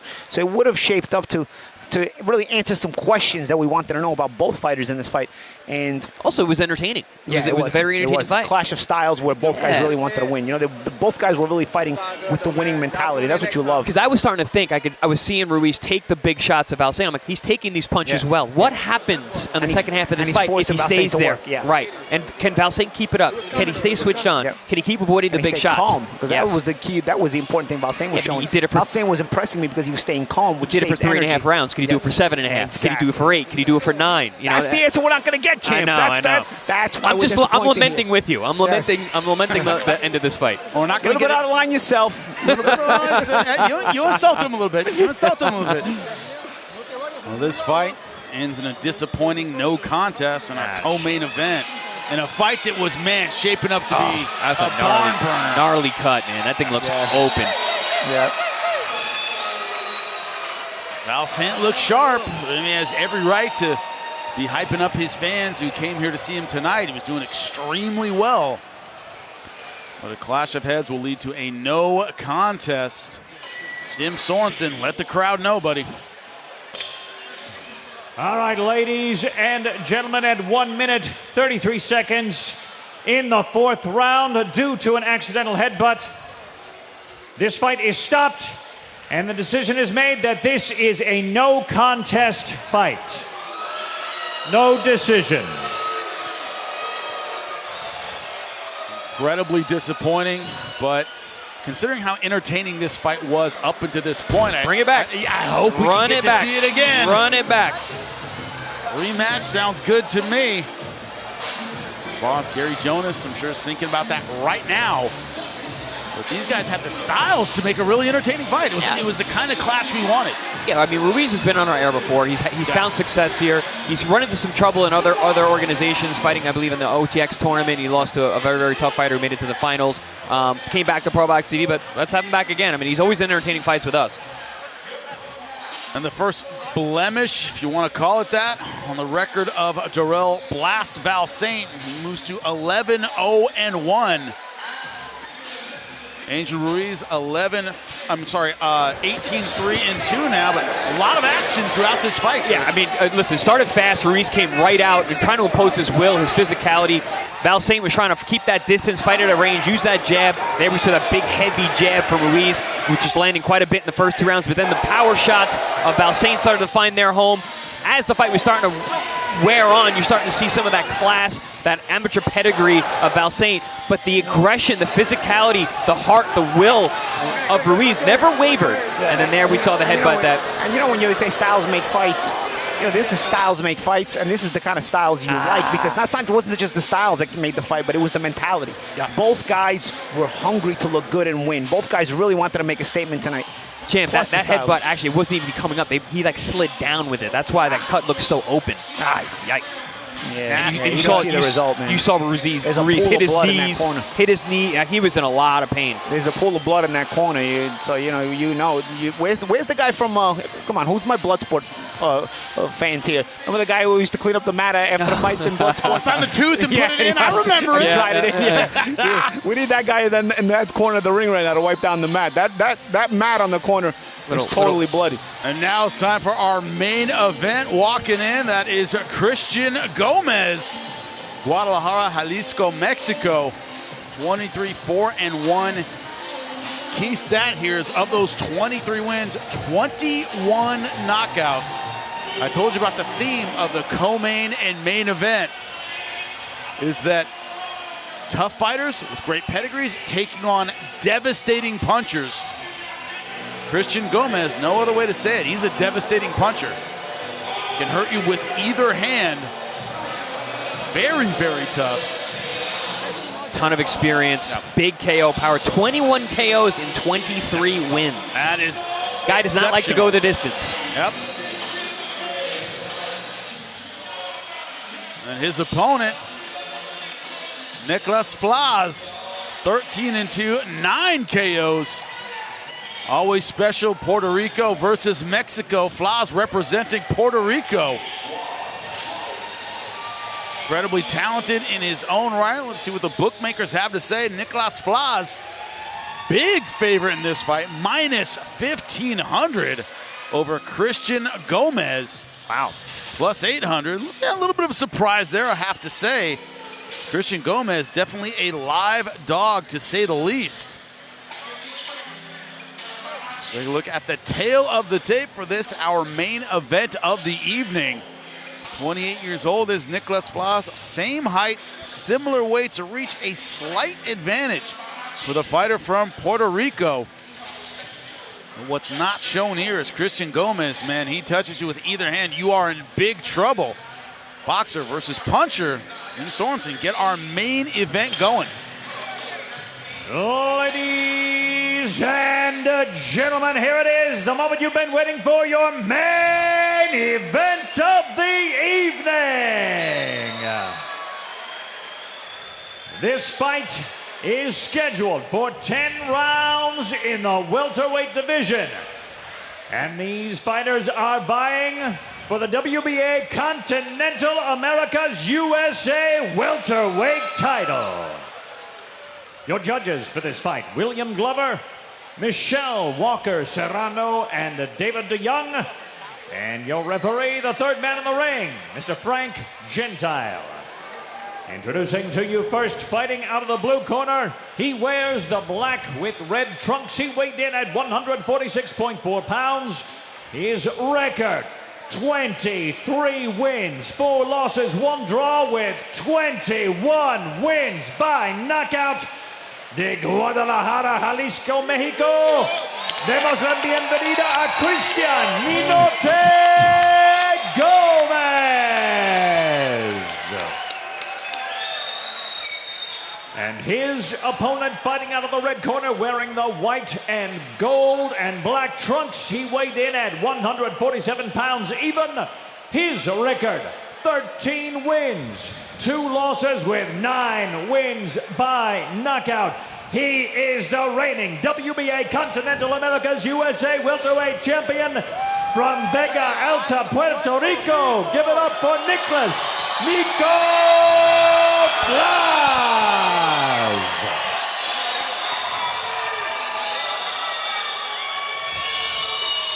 Frank Gentile with the instructions. Anything below here, I'm going to call. You got your instructions in the dressing room. Listen to my commands at all times. Understand? Any questions? Any questions? Wait, touch him up. Good luck. Ready to go in our main event. You heard the screams from the Puerto Rican contingent here in Kissimmee, Florida for the main event. That's for Nicklaus Flaz. His Mexican opponent, Christian Gomez. Puerto Rico versus Mexico.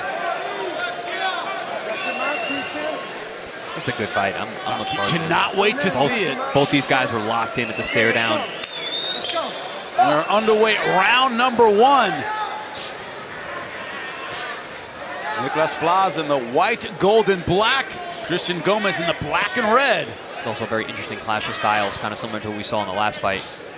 Nicklaus Flaz, who's basically like a break dancer out there. The guy's fluid, rhythmic, finds his groove. And you got Christian Gomez, who's a power puncher, comes forward, much more traditional Mexican style. Yeah, but you know, when you think of a groovy kind of fighter, rhythmic kind of fighter, sometimes you think of a runner and stuff like that. No, this guy is actually, no, he likes to actually take the lead in the fight, and as you can see, being first and sort of take control of the fight, never let you in it. And that when he's at his best, that's what he's doing. I mean, we've had him on our air, I think his last 3 fights. The evolution of this young man has been incredible. You look at him, he's got 2 losses, and sometimes you watch him like, how? But, you know, this kind of masterpiece takes time to put together, the way that he's able to, you know, figure out this rhythmic style. I like his shoes, too, I tell you. I mean, if we're making judgments about shoes, pretty excellent, I gotta say. I used to like wearing Adidas shoes. They were comfortable, but they were also stylish. You know, those are cool. Flaz comes with some good body work, but Gomez comes right back with a sharp left hook upstairs. That's one of the things we talked about in the opening of the show, is that movement style, that ability to flow. Sometimes you can flow into a power shot, Paulie. You can move the wrong way at the wrong time and eat a big one. Well, that's the thing about Gomez, too. I mean, he's got so much experience. He's a power puncher, obviously. He's been with the higher level competition. So the timing is there. How do you beat speed? Timing. Gomez has that. Let's see if he can find that timing against the very slippery and intuitive Nicklaus Flaz. Talk about the better talent, Shakram Gyazov. Yeah, I was at that fight. Awkward fight, a power punch with a really funky style, and Gomez knocked down 3 times, saw the final bell. Yes, yeah, kept getting up, was fighting hard, was outclassed that night, was outpowered. Got hit with a lot of shots you couldn't see because of the awkwardness of Gyazov. Gyazov, the guy kind of explodes and jumps in from wide angles from far away. Flaz is not that kind of guy. He's right in front of you. Yeah, and Gomez not giving a lot right now. I think he's trying to sort of get himself figured out here in that round. Flaz giving a lot of angles, a lot of change of pace. Gomez just playing it safe, being defensive, maybe trying to see if he can catch a little bit of timing after this round. It looks like Gomez looked at that left hook. That's really the only shot that he's thrown. He hasn't thrown at full blast yet. Trying to find that timing, like you said, Champ. That's his money punch. Hurt Gyazov once with that left hook. He did. It was the end of a round, couldn't quite finish him. You saw the power there. He has faith in it. Go figure, a Mexican with a left hook. I can't believe it. Also the willingness to throw it. But to your point, Paul, I think he's just taking the read right now from Flaz in round number 1. Flaz needs to be careful. You know, this guy's looking to try and time you, try and figure you out. You don't want to get too relaxed. Ooh, good left hook from Flaz.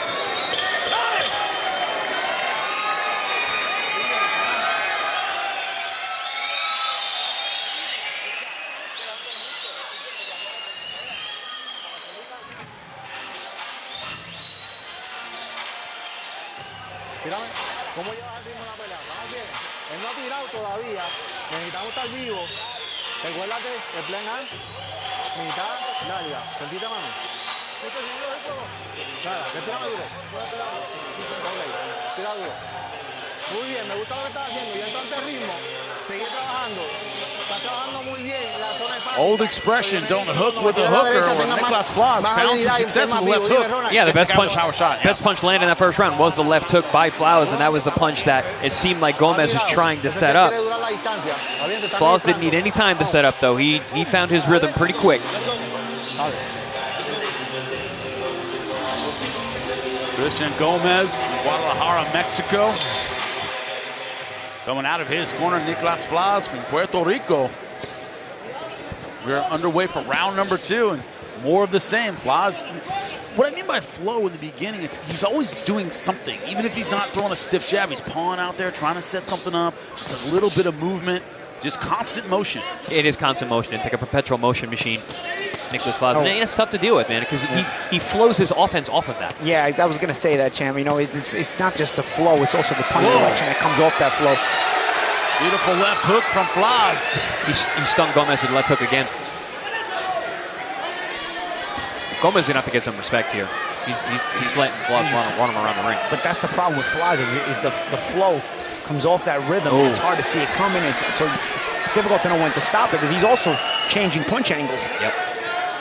And power and speed and timing and rhythm. And that's why he's able to do it. It's a difference when you throw 100 punches around and you're throwing everything hard, and when you're throwing 100 punches around like Flaz, who is mixing power on the barrier shots and knows how to vary not just the selection of shots, but also the selection of how much emphasis he's going to put on every shot. And Champ, how about his defense? He's making you miss. So then that's one thing about power punchers. When they can't make contact, they start to get hesitant with their power, and they start to pull off the power. You're starting to see that already with Gomez because he's not been able to put leather on Flaz with any kind of regularity.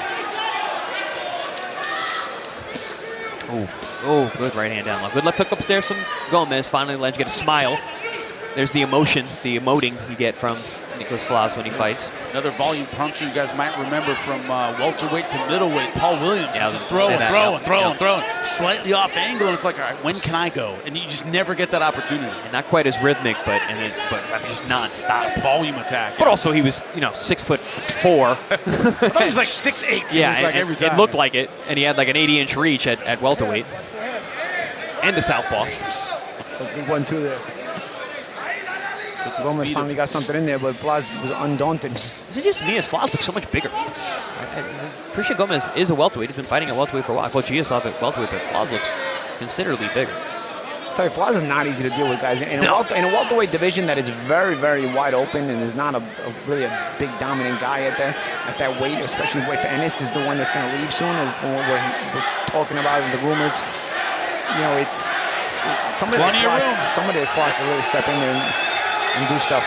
Especially with this crowd-pleasing style he has. He just never stops. Flaz looks like he's hitting a heavy bag. It's effective, too. Nice left hook again.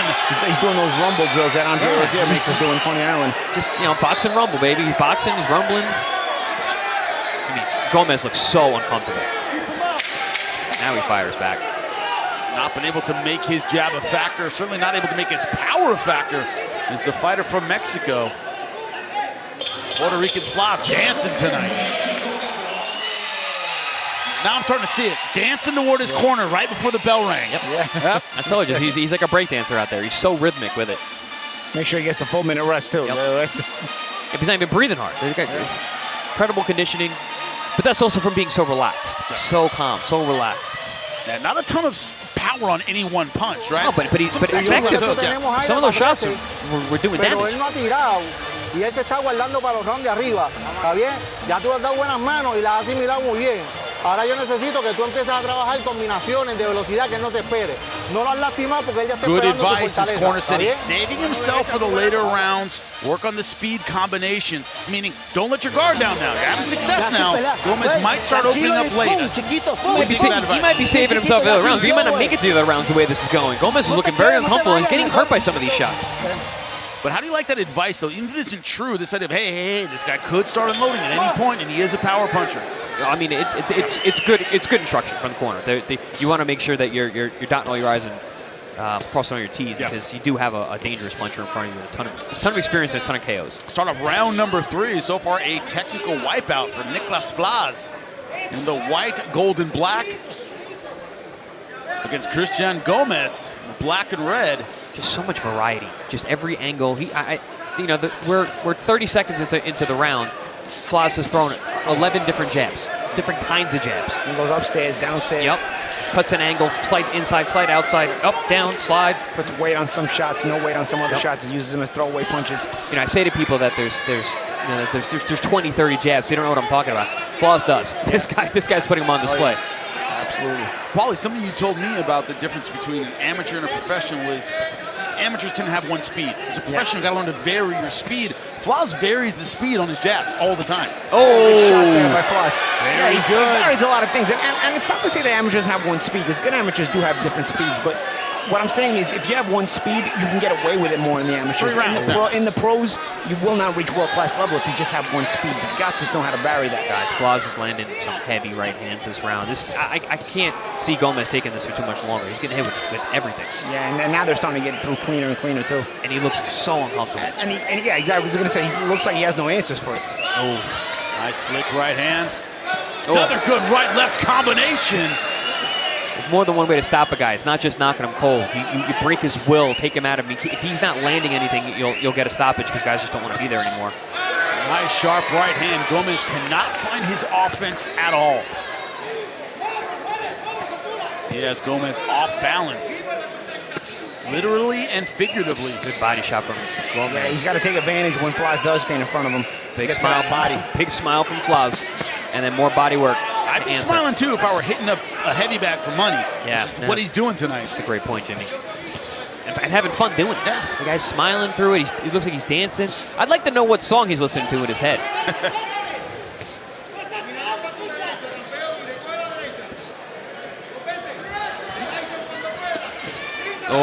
Beautiful body shot to uppercut.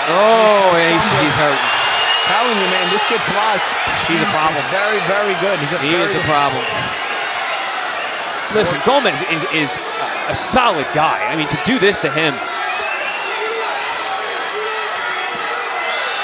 He's making him look lost tonight. Good body shot, too.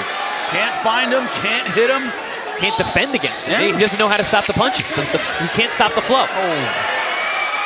And he can't land. Like it's Flaz doing it all. Oof.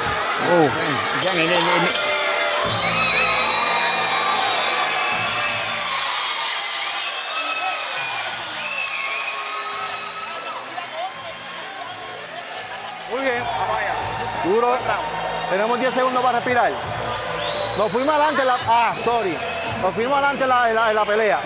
Pero eso nos asegura no la pelea, ¿ok? Cuando estamos caminando para la derecha y hacemos el ángulo con el gancho, lo está cogiendo. Pero estamos a corta distancia y la mano de él está cerca. ¿Está bien? La mano izquierda. ¿Ha sentido alguna mano? Muy bien.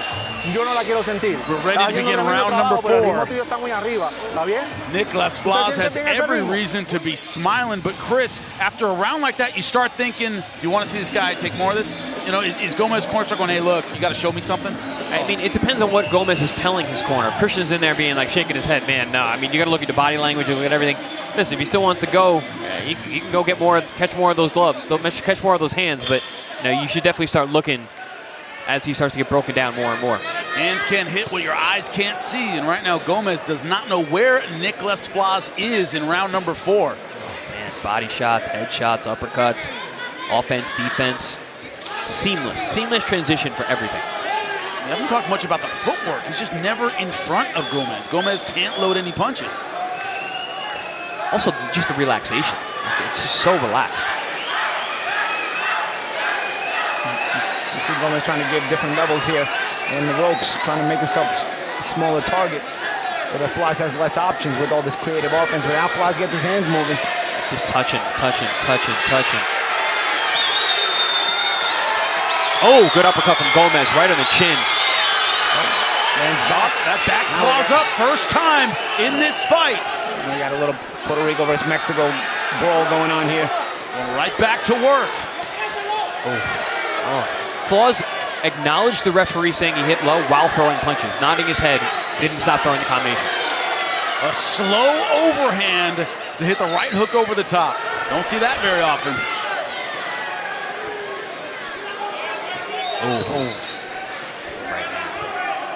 They're right above us, and Flaz is moving his hands. You're right. Smiling.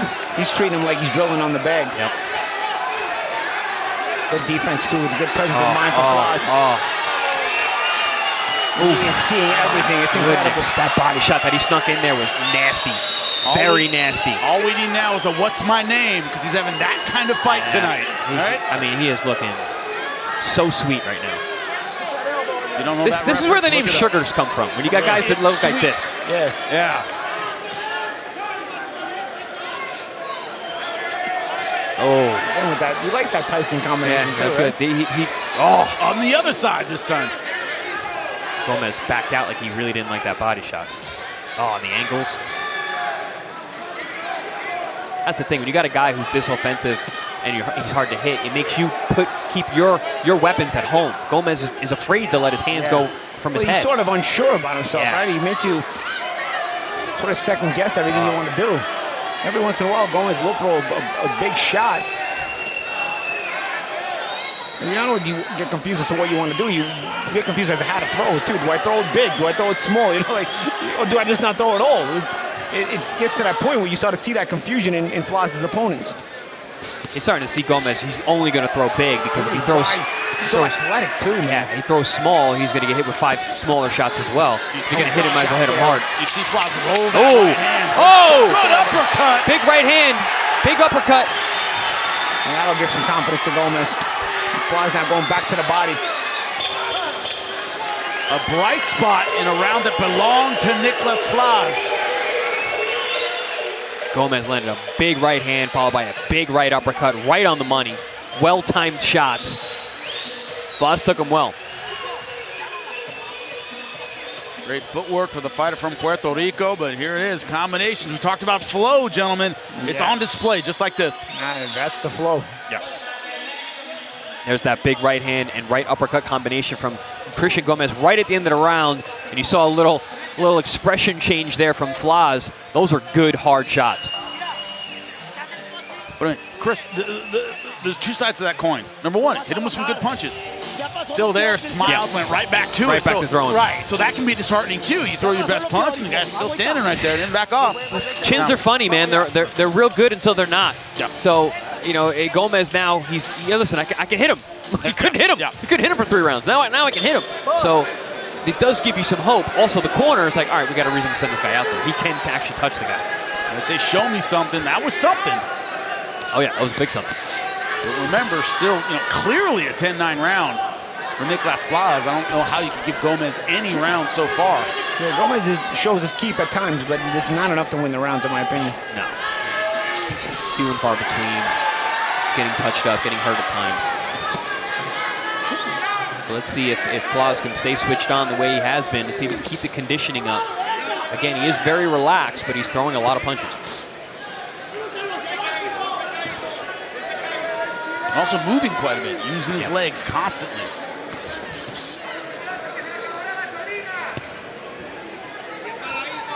Well, as you can see, a little more cautious this round after taking those 2 big right hands last round.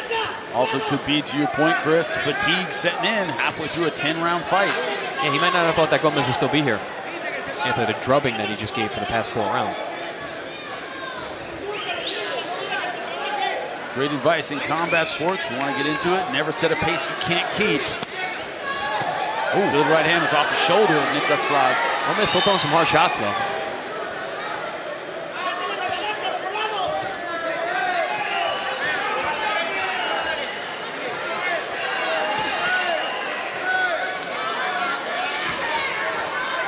Looks like Flaz is taking a little different approach now. Going to look to do a little catch and shoot with the counter instead of just trying to overwhelm. Yeah, still staying on the gas, though.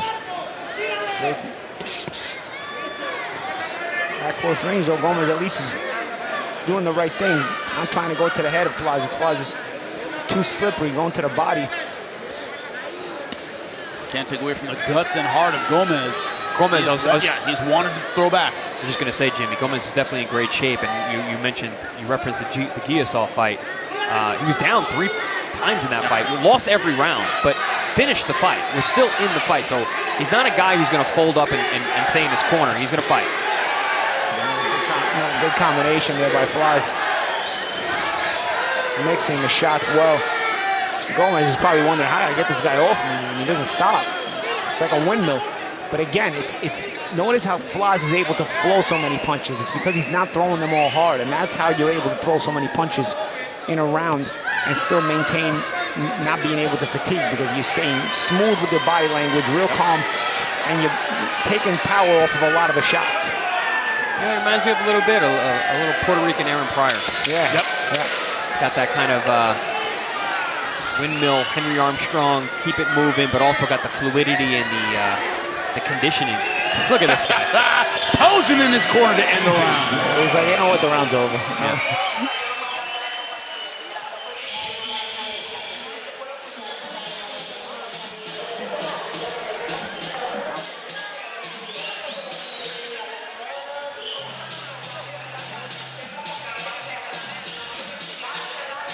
Te está tirando es fuerte, ¿está bien? Este round me gustó mucho porque no te expusiste, mantuviste tu distancia, seguiste tocándolo y cuando tuviste que trabajar duro, trabajaste duro. ¿Cómo te sientes? Ok. Vamos para el round 6. Coaches like that last round from Nicklaus Flaz, is what they said in the corner. They want more of the same. One difference, Chris, when you talk about Aaron Hawk Pryor, one of the most underrated boxers of all time, he was a mean SOB. He didn't dance. He wanted to rip your head off. He didn't smile until you were in a heap on the floor. Flaz smiles the entire time. So definitely a little difference in terms of their personalities. Good point, Jimmy. Exactly. But stylistically, I see some similarities. Definitely. The best 140-pounders of all time. I consider him #1. Beat my hero twice, Alexis Arguello. Oh, I love Arguello. I know. Second time destroyed him. Yeah, it destroyed me too. We're halfway through this 10-round fight. By the way, check it out on YouTube. Hawk Pryor, Alexis Arguello, both of them classic fights. Ooh. Oh. That's a slip. Yeah, that's a slip. Yep. Got over the feet. Little tangled up there. Cut in the outside of the eye of Flaz. Good eye by Frank Gentile to see that. Flaz going back to work. Nice straight left hand. Another one. Flaz right down the pipe. Really switched on right now. Oof. We had every reason to believe this would be a serious test for Nicklaus Flaz. I thought this was going to be a good competitive fight. Oh, man. Flaz just... Oh.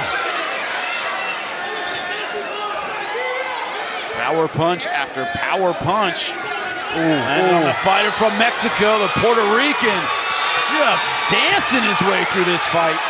Look how he presence of mind to have the defense as well. He's attacking with a presence of mind, always having the presence of mind to know to move after the punches, change the angle, didn't get hit with anything in return there.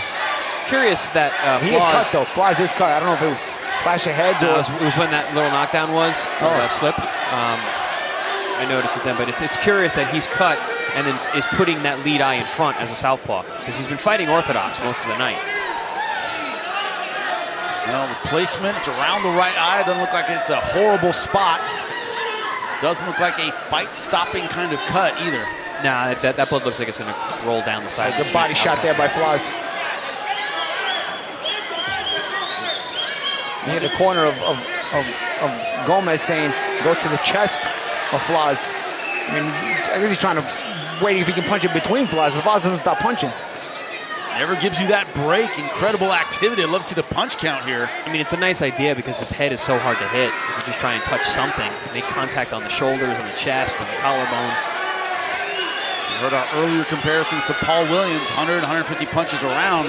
Flaz has to be in that neighborhood for these rounds because it's just nonstop. Yeah, I'd love to see the punch stats. Oh, 3 straight uppercuts. Again, punch selection, top notch here by Flaz. I'd also like to see how abysmal the numbers of landed punches by Gomez are because the defense of Flaz has been stellar. 10 seconds. Can't find him, can't hit him. See those big looping shots, not anywhere near the mark. Nicklaus Flaz, another great round.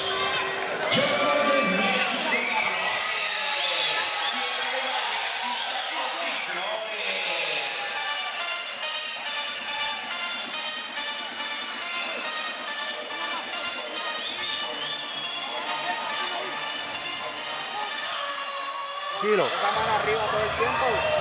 Respira. Cogete como 40 segundos con el jab, lo fuerte. Respira. Cogete como 40 segundos con el jab, llaveándole. Yo necesito que tú dejes la desesperación. Getting ready for round number 7 of what has been a technical wipeout for Nicklaus Flaz, a young man from Puerto Rico. The song remains the same, Chris? Yeah, I mean, he's super switched on. From the righty, from the southpaw, it doesn't matter. He's landing everything at will, and he's not getting touched. Although he does have a headbutt cut on his over his eye. I meant literally, the song he's hearing in his head. Oh, yeah. Whatever he's listening to. I want to ask him what he's got going on in his head, what the playlist is, because it's been consistent. Great footwork. Christian Gomez, certainly trying to fight back, mentally trying to win this fight, despite what must be one-sided CompuBox numbers. Imagine one-sided judging as well. Yeah, I mean, Gomez, he gets credit for the effort. He's trying, but there's no way he's winning these rounds. As they say, guts will get you so far, then they'll get you hurt. Gomez is staying in it just enough You see to him, take though. a longer beating. He keeps trying, he keeps throwing, and he throws with intent, so he's not losing enthusiasm, it's just he's confused and outskilled. But there's less velocity on them now, so it's even easier for Flaz to see him come in, anticipate, get out of the way. But also, Christian Gomez is spending majority of these rounds on the ropes. Good hook there by Gomez. And we always talk about how these judges like guys who come forward. If you're back against the ropes for most of the round, it's going to be hard to give you that round. Talk about the variety of jabs from Nicklaus Flaz. He flicks it, throws it stiff, goes to the body, and that jab has just been constant from both sides. Yeah, he switches seamlessly, so seamlessly, it's hard to tell which side he's in, and you forget. Actually look at his feet. Gomez is tough, man. He's been taking body shots, head shots, uppercuts, you name it. Gomez has not been down in this fight. You see the emphasis on the punches, also the shot speed. You see he throws that big right hand, and all of a sudden he throws 3 quick ones. You see, like, it's not just the amount of weight he puts on the shots, it's also the speed of which he throws the punches constantly varies as well. And he's changing angles all the while he's doing it. I like that slide in after the right hand. Not to mention, you don't know if he's going to go to the body to the head, too. This is a very, very difficult style to deal with his Nicklaus Flaz. But a guy like Flaz, which you know what concerns me, does he get bored? Does he get bored doing this if the guy's still there? And then does he stay switched on? Because guys that are this talented, that can happen. We might find out. Yeah, we're getting late in this fight. This guy's still there. He may be there. Gomez doesn't look like he's showing any signs of going away. So he may be there all 10 rounds. He looks more solid now than he did a few rounds ago, does Gomez. And he's throwing some hard shots. They're missing, but he's still there. Flaz is not letting up. Volume for days, and gentlemen, you know, when you're winning, you also have a little bit more energy. Well, when you're leading, when you're ahead, when you're leading the pace, you don't get as tired when you're in control of the pace. Well, they're fighting a fight that Flaz is deciding. You know whose fight they're fighting. It also helps you out a lot. They're fighting the fight Flaz wants. Showcase for the young man from Puerto Rico. I don't think Gomez has a choice. Round 7 comes to a close. Wow. How about Flaz's awareness to always be in his corner when the bell rings? ¿Cómo te sientes, campeón? Ok, vamos bien, ¿verdad? El 8. Muy bien. Vamos para el 8 ahora. Nos quedan 3 rounds. Al ritmo que vamos, él se va a caer con una mano sorpresa. Él no se va a caer con los golpes que estás haciendo porque él los está esperando. Y al esperarlo, él se está preparando. Y su guardia está muy fuerte. Ahora yo necesito que tus ataques no sean predecibles. Ya presta gancho, gancho, recta, gancho, ¿está bien? Pero me estás entrando con la derecha muy bajito, ¿está bien? Él no te ha dado y él ya no tiene para darte, pero él está buscando un jorrón. Gut is strong. Don't be predictable. Vice is getting from his corner. I haven't seen him do anything predictably other than continuing to throw punches. Haz lo que sienta, hijo. Moving around very well, giving Gomez a lot of different looks. Will it continue? Round number 8. Here we go.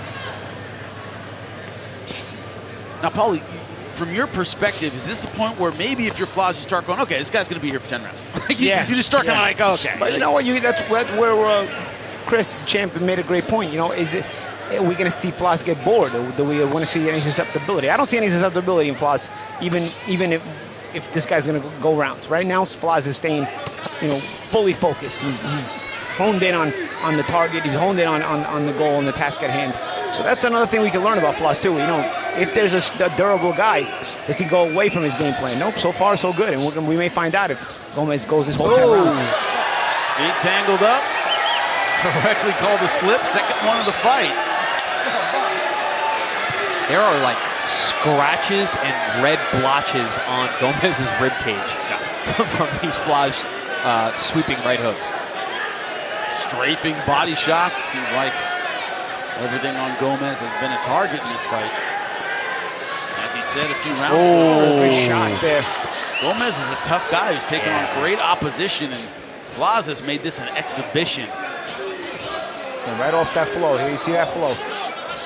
Look at how he's got him missing. That shot partially landed, but again, it's not enough to discourage Flaz from continuing to do what he does. It doesn't stop his rhythm either. Blows a snot rocket out in between combinations. That is real presence of mind stuff, guys. Double rear-handed uppercut.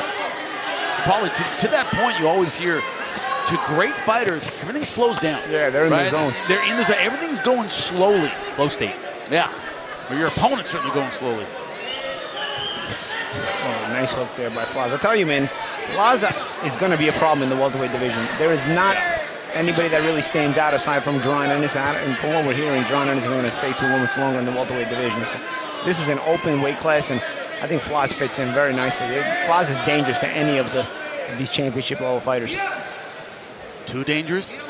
That's something you always tell us, Paul. Like, you don't want to look great. He's looked great tonight. None of those guys have the option to not fight anyone. They have to fight. There's like as you said, champ. There's no stars in the weight class. Well, we hope the networks and the sanctioning bodies would enforce a guy like this to get into the title picture soon, because I think right now he could probably beat some of these champions in the welterweight division. He is making it look easy against a veteran Mexican with real power. Combination again. And Gomez won't go away. Gomez, you got to give him some credit too. I mean, showing tons of character in this fight. This is also not just, okay, say the shots are hurting you or whatnot, and some of them, not all of them are hurting you. Also, you're just being embarrassed and you're discouraged. But he's not getting discouraged. He's still fighting, guys. That's what I meant about the GSL fight. He's down 3 times, lost every round.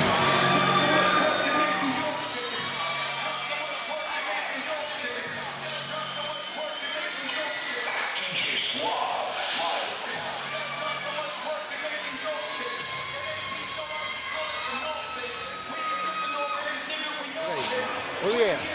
¿Viste por qué no podemos descuidarnos? Respírame duro. Hay que tener esa mano arriba, hasta el último. No, de abajo. Sí, para abajo. Muy bien. Va a pasar una. Smiling Nicklaus Flaz. 2 rounds left to go. Sí, se dio cuenta que te lastimó. Fire winning like he's winning. I'd be smiling too. Cut around the right eye hasn't been a big deal. You see the swelling around the face of Gomez. Gomez's whole face looks purple. It looks like it's like just you always say death by 1,000 cuts, death by 1,000 landed punches.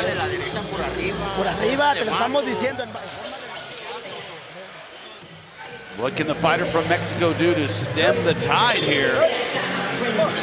Right now, the Nicklaus Flaz from Puerto Rico, whose technique and precision have been on display from round number 1. A little surprised we're at round number 9. But Gomez, man, still wants to throw, still wants to win. No, he's in there, man. His heart, his character, it's there. His chin, his durability. He came in great shape tonight. There's no question.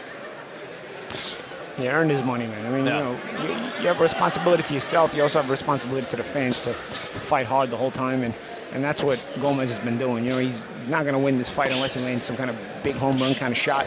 And he's still trying to throw those, by the way. But he's also, you know, earning his keep by, you know, fulfilling his responsibility to the fans here and still fighting to the end. Flaz, though, again, I can't reiterate, you know, how difficult of a style this is going to be to deal with for anybody in this weight class. Champ, have you ever seen a 13-2 fighter this good? I mean, it's crazy. I mean, it's and so rhythmic. It's like he found that rhythm in his training and in his style, and that's just what he goes with now. You know, it's sometimes you find look at that double hook to the body right there. Look at it awkwardly So thrown. creative. Yep. So creative. Somewhere Bohachica is watching this going, man, I am awesome. Yeah. I am great. Because Another guy who's fought on our air and done quite well. Bohachica's, again, he's a one-punch knockout guy.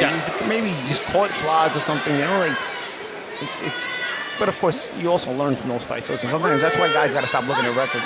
Sometimes you learn from those defeats and you get better. Sometimes it's a part of your career where you've got to get better. I mean, we saw earlier tonight Charles Harris, who has a loss on his record, looked terrific as a prospect. So, you know, fans and critics got to start getting over some of the losses on guys' records, because these guys, there's guys that make improvement to their style, and they just really become terrific fighters. Paulie, as you know, there are only two kinds of fighters: untested or bums. That's it. That's it. You lose once, you're a bum. If you haven't lost, you're untested. Yeah, and that's just not the way that criticism should be of a fighter. Not the way the world works. Right now, Nicklaus Flaz looking absolutely fantastic. I had already been high on him going into tonight, but you know, tonight he's shown me some different gears too. He's got a guy who won't go away. Exactly. Gomez has been fighting the whole time, and Gomez is not easy to deal with himself. Also the best fighter who's ever been in the ring here. Completely outclassed him. He has wins over Brian Sabalo and Jahai Tucker, two New York prospects. Jahai Tucker keeps winning. And since then, he's been on a tear, winning. And Flaz has stopped him, right? No. He beat him decision, a close decision, but was brought in as the opponent. That's a good win, especially when a guy keeps doing well after you beat him.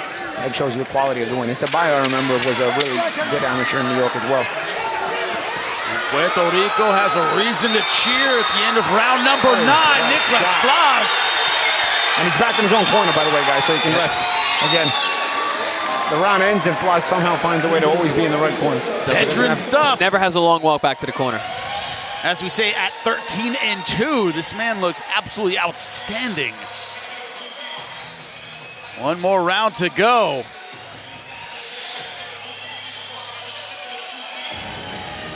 Dale, agarre aire porque es el último. ¿Cuántos van? Cuídese bien. Te va a correr, nomás no te descuides. No te descuides, métele abajo y arriba suéltale, levanta. Luego regresa tus manos arriba. Some of the action, the end of that round, Chris, and once again, devastation. Yeah, but Flaz was standing his ground, making it a little more entertaining. Got hit with a couple of shots there. It's not been. That round is not like the other rounds where Flaz was completely in control, not getting touched. He did get touched a little bit that round. Is Flaz going to go for it? That's the question. My scorecard. Yep. He's having a good time, guys. Right over the top with a jab. So he needs to be careful, man. Gomez is still throwing heavy shots that last round. Yeah, Gomez will go for it. I can't see him just not going for it here. He's been trying the whole time.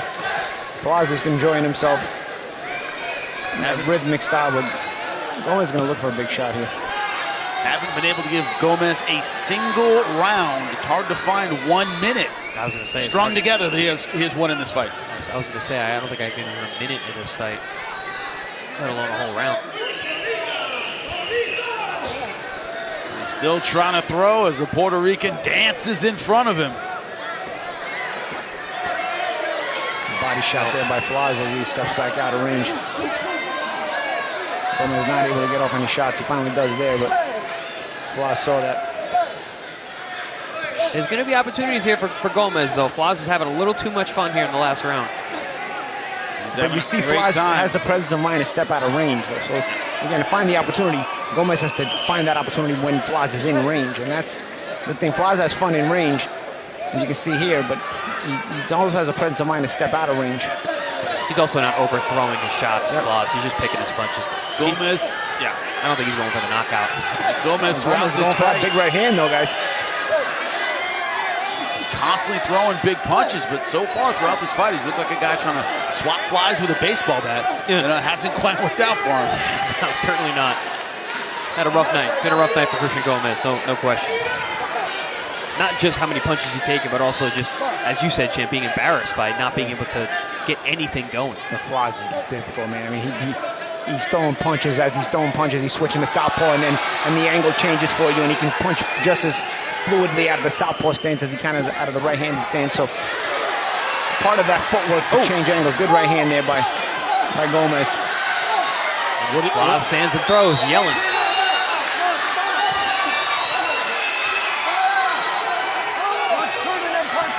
Let's go. Paulie, we're getting into hit the one in the middle territory, are we not? Yeah, but Gomez, he's going for it. He is. Big hook there by Flaz. I might have hurt Gomez. Another one. Left. Gomez is hurt. In the 10th and final round, 30 seconds left, right in front of us. How about this conditioning from Flaz? Again, how is Gomez still in this fight?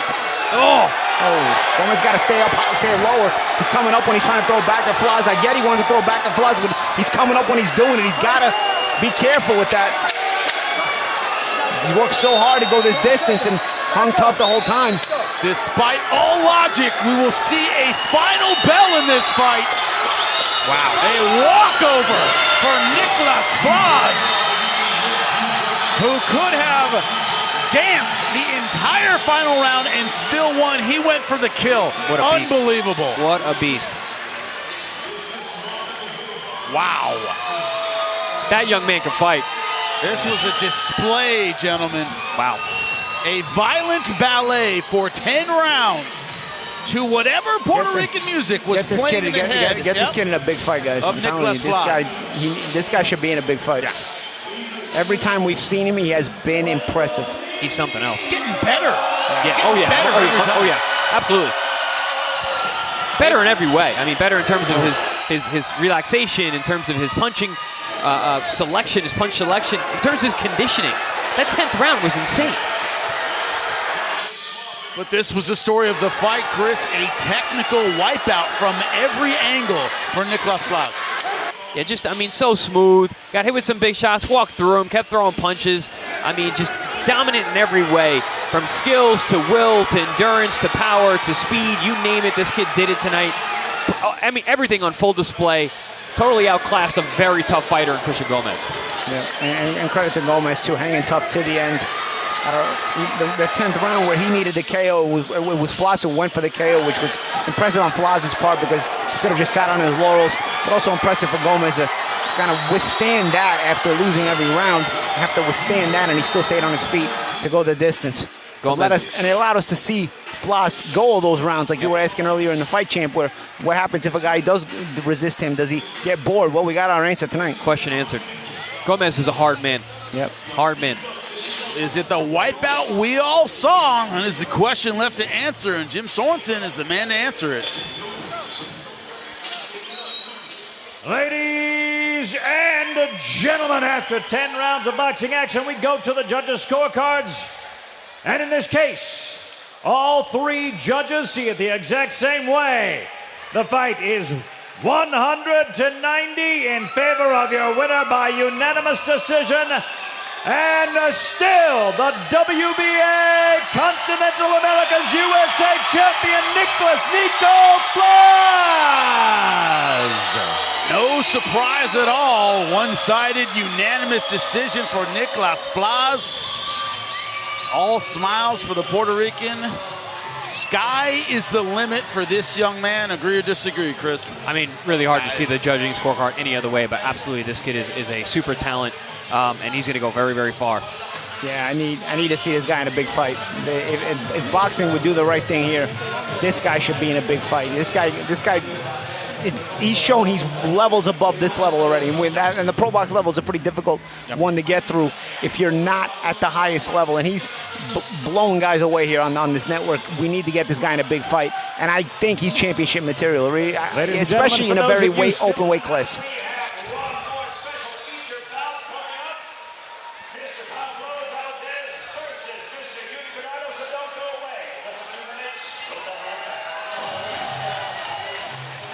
heard that. Bonus fight to come.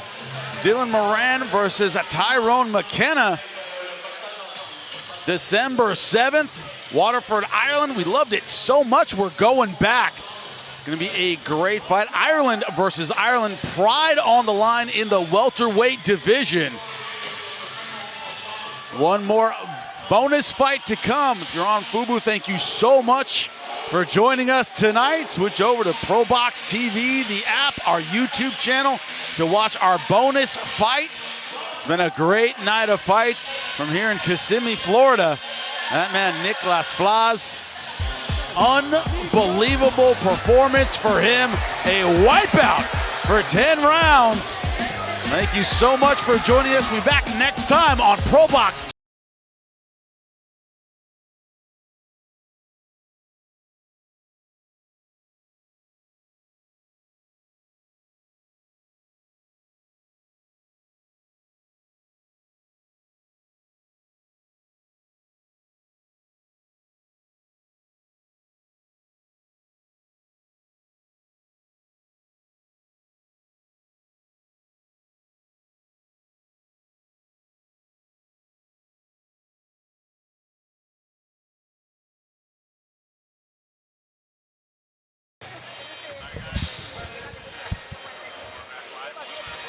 Welcome back, ProBox TV. If you're watching on the YouTube channel or the app, welcome. A fight for you in this super welterweight division. Bonus fight tonight, Pablo Valdez versus Eudy Bernardo. Man, tonight has been absolutely fantastic, Chris. The talent on display, exactly what we expected. I didn't jinx in the beginning. I didn't. Worked out very, very well. No, top to bottom, a great card. We knew that, though. We looked at, when you look at this, you look past the number. We know all these fighters. We've called most of these fighters. We knew these are great matchups. We knew this card was good top to bottom, and it lived up to it, which is rare. The question was always, can we get more out of the guys who were undefeated, or like Nicklaus Flaz, not undefeated, but right there on the cusp? We get great performances out of them. Obviously a disappointing ending to Darrelle Val Saint, but his skills looked on point tonight. Like, he knew what was coming. Best I've ever seen him. He looked super dialed in. He had a very hungry and strong opponent in front of him. Real shame it ended the way it did, but the writing's on the wall about how good Darrelle Val Saint is, and we saw that tonight. That clash of heads ended that in the middle of round number 4. We need another half round for it to go to the scorecards. That ended up being a no contest. For our main event, Nicklaus Flaz looking absolutely fantastic against Christian Gomez, who fell to 23-5-1 with 21 knockouts. Heavy-handed Mexican was trying to finish from start to finish. Wasn't able to make his power a factor in the fight. That's saying a lot. Look at the power of Christian Gomez, but Nicklaus Flaz, oh my God, looking absolutely fantastic.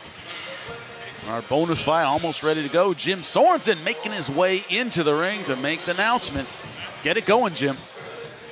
All right, ladies and gentlemen, here we go. One final fight this evening. A special feature with the King of New York himself. But first, introducing his opponent, fighting out of the blue corner. Ladies and gentlemen, give it up. From the USA, Eudy, AK-47, Bernardo.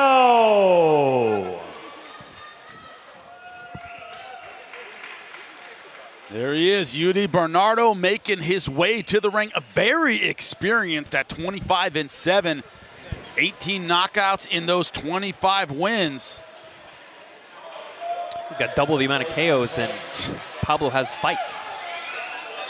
It's been a theme tonight. Can you step up against talented, seasoned opposition that has been around the block? Ready to make his way into the ring. Ladies and gentlemen, give it up for Pablo Pretty Boy Valdez.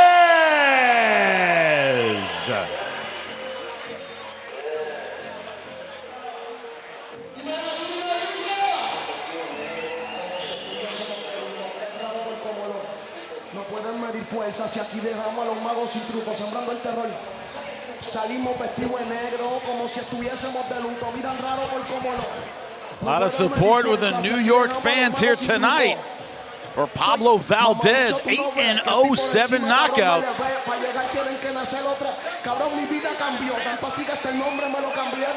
The American-Dominican fighter, proudly representing New York.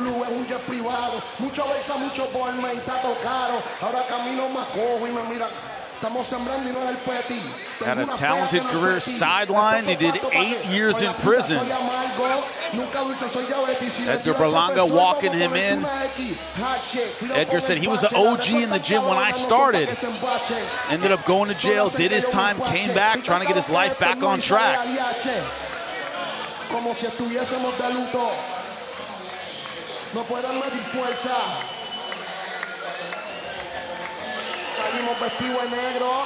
First fight in a year and a half, and he is hearing the cheers of the crowd here in Kissimmee, Florida.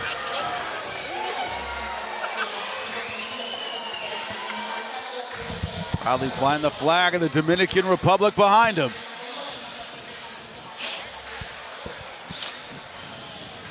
Our bonus fight of the night. Thank you so much for joining us on the ProBox TV app. Jim Sorensen, let's get it going. Ladies and gentlemen, the moment you have all been waiting for, your final fight of the evening.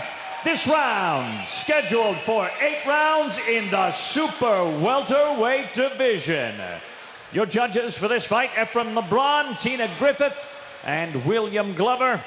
And your referee, the third man in the ring, Mr. Michael DeJesus. Introducing to you first, he fights out of the blue corner. He wears the white and gold trunks. He weighed in at 152.2 pounds. A veteran of 32 fights with 25 wins, 7 losses, and 18 big wins by knockout.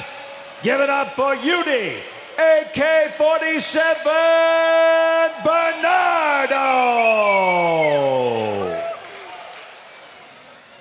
And his opponent fighting out of the red corner, wearing the black trunks. He weighed in at 154.8 pounds. He is undefeated. His record, 8 wins, with 7 of those wins coming by way of knockout. From New York, New York, give it up for Pablo Pretty Boy Valdez.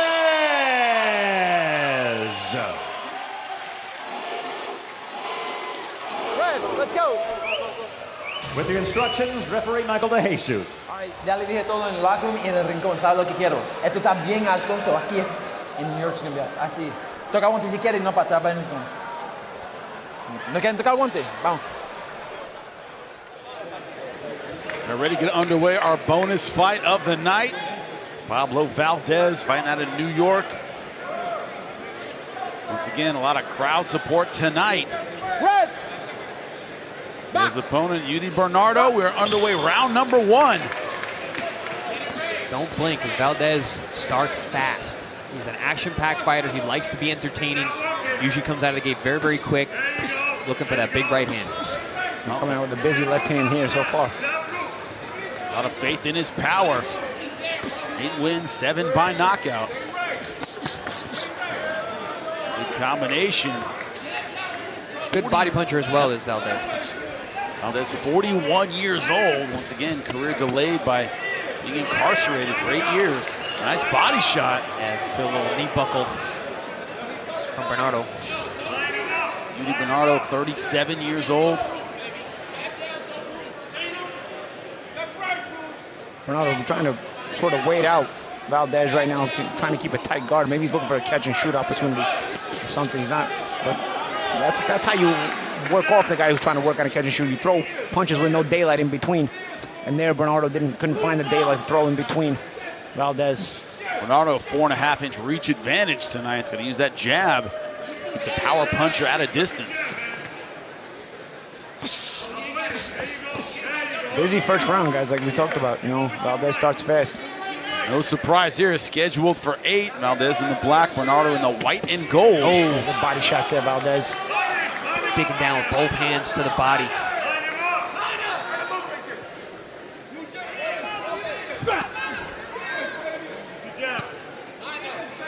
Bernardo so far seems to, as you said, Paul, just want to keep his guard high and, get out of round number 1. And it's hard to get through guys like that because they're not. If they're not opening up a lot, it's hard to catch them clean because they're fully focusing on defense. And right now, I don't know if Bernardo is maybe trying to feel out Valdez in the first round and see what he's got. So he's giving him more of a defensive posture. But if he's going to be defensive like this, takes a jabber to the solar plexus. I think he felt that one. Yeah, hand like that at all. But otherwise, it's going to be hard to get shots, difficult to get shots in. To be damaging that get in between that defense of Bernardo just because he's so fully focused on defense. Well, Valdez increasing the aggression now.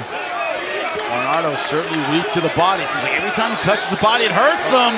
Just like that. Referee saying only the ropes held him up. Valdez is being told to go to neutral corner. He didn't go, but the referee said, all right, forget it. I'll just start counting. 25 seconds left to go in round number 1. Eudy Bernardo already tasting the canvas once. Is there time to get it done? For Pablo Valdez, nice straight right hand. The crowd is on their feet here. Valdez is a big fan favorite. Now Bernardo may get out of the first round here, guys.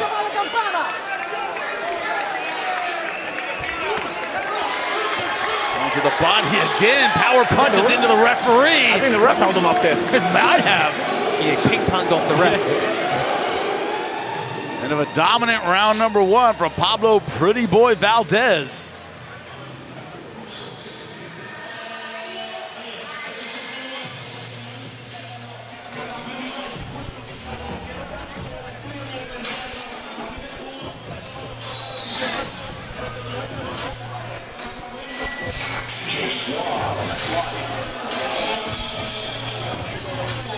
Valdez has to be feeling good. You talk about his ability to start quickly. 8 fights, 7 knockouts. But there you go. Fat Joe and Berlanga. Oh, that's his father. That's his father. That's not Fat Joe. I will never, ever forgive my producer for that ever in my life for telling me that. Real gringo moment. Because I'm already old. We already know I'm already ancient. Feed me the wrong information. It's all my producer's fault. Moving on. It's not my age. Moving on to round number 2. Pablo Valdez. We got your back, Jimmy. Eudy Bernardo. So you know it was Art's fault. Good. Yeah. Appreciate that. It's not as bad as the UFC calling Terrence Crawford McMill. That's true. Yeah, true. You should know that one. Round number 2. Valdez in the black, Bernardo in the white and gold. Bernardo already down in round number 1, and he's hurt by another body shot. Yeah, he's not taking those body shots. Yeah, we said Valdez likes to get to the body. Valdez using that big chopping right hand, trying to get above the guard of Bernardo. Yeah, between the big right hands up to the head and the left hooks to the liver, Valdez got some good weapons against Bernardo here tonight. Bernardo has to get something going. No offense at all. It's been all Pablo Valdez. Bernardo really needs to get his back off the ropes. That's where Valdez really gets down to the body. He's been working with both hands down low every chance he gets. Bernardo's allowing him to walk in the front door and putting his back on the ropes like that. Nice right hand. Blocked by Bernardo, but still rocking him back to the power in the hands of Pablo Valdez. See Valdez trying to make that little adjustment move where he cuts out to the angle to try and open up some opportunities, because as you said, Champ, a lot of times the guys have their guard up like that. It's hard to find holes. Yeah, and that's the thing. I mean, Bernardo is so defensive. The posture is so defensive that it's difficult to get through it. Valdez has intelligently gone to the body. Now Bernardo tries to throw some whipping shots to the body, but Valdez goes right through it, trying to keep that mental pressure on Bernardo as well as the physical. And there's a physical part of it now. Another good body shot by Valdez. Every time he does, the hands go down of Bernardo. Bernardo coming back with some body shots himself. Yeah, it's like we said. I mean, sometimes a guy goes to your body, it reminds you to go to the guy's body as well. And Bernardo's trying to return fire to the body. Although I don't know that Bernardo has to give up his height here. You know, you can use that jab like right there. You know, pretty snappy jab actually. Get on that jab. He hasn't really used it thus far, but with the height advantage, see Valdez trying to use that chopping right hand again, and some of it might have got through here. Changing the angle. Definitely the body. Oh, good shot to the solar plexus there. Oh, that hurt Bernardo. See the pain on his face. Yeah, that got through, man. You kind of saw that. One thing Bernardo does not have is a good poker face. He is showing every one of those shots that bothers him.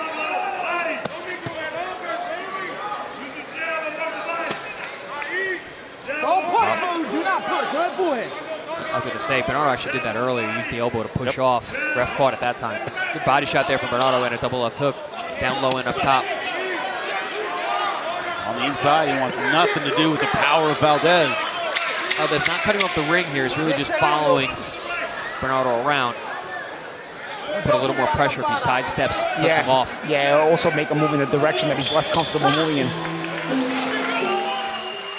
And there is Faccio, thank you. There we go. Knew he was here somewhere. Way more acceptable that he's actually in the room. Jim. Right, because I knew he was here. A little bit of John looks a little upset about somebody behind him. Yeah, it could be a rumble in the crowd. You never know. Faccio throwing some hands, possible.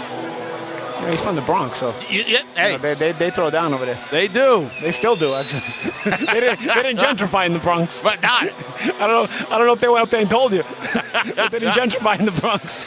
So true. Here we see Pablo Valdez pinning Bernardo against the ropes there in that last round. Was able to cut some angles. Good body work. Had Bernardo very uncomfortable with those body shots. Jimmy, you didn't tell me you're breaking my balls a little bit. No, sometimes I don't know if you're joking. Sometimes it sounds like you need a lot of people here, you know? I didn't see you bring your shine box here to the fight tonight. We are in a bonus fight. Round number 3. It is Pablo Valdez in the black trunks taking on Eudy Bernardo in the white and gold. Bro, just got to get on that jab. I don't know, you know, when he uses it, because Valdez, one thing Valdez doesn't do when he on his way in, he doesn't move his head a lot. Now he's giving you a little bit of head movement there, but you know, Bernardo can expose a little bit of that if he uses that jab a little more aggressively. Big shot right hand. This could be it. Big shot there. Doesn't look like Bernardo wants to get up from this jab. I didn't want it that lazy, you know. Bernardo threw it so lazy, and Valdez came over the top of it with a well-timed right hand. That's all she wrote. Throw the jab, bring it back, right, Paulie? Bring it back to the right spot. Pablo Valdez moves to 9-0, 8 knockouts. His undefeated streak continues. And as a popular man in New York, the crowd here in Kissimmee on their feet. Excellent job getting his career and life back on track. Great moment for Pablo Valdez. Gentlemen, it started out with the body work. The power punches were there from the beginning for Pablo Valdez.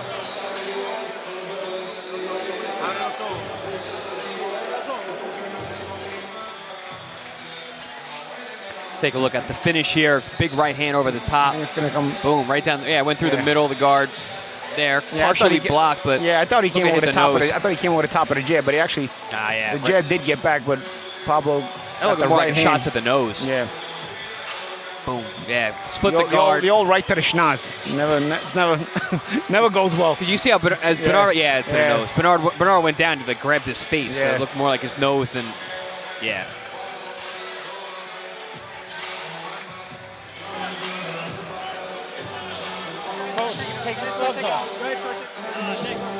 Eudy Bernardo back up on his stool, but man, Pablo Valdez, 41 years old, still power in his fists. He moves to 9-0.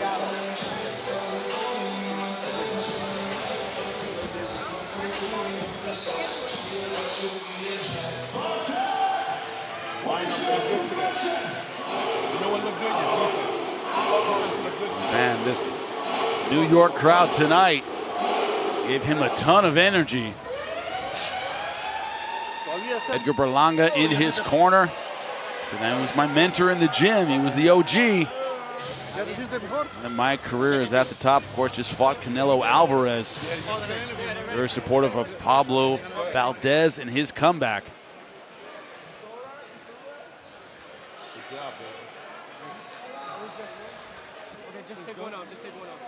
Jim Sorensen waiting in the ring to speak to Pablo Valdez, getting his gloves unwrapped.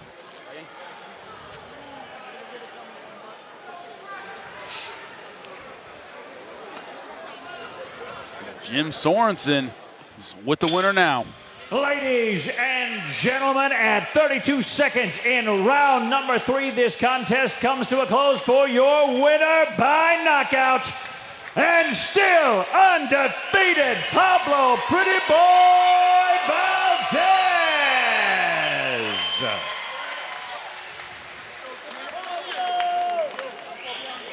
All right.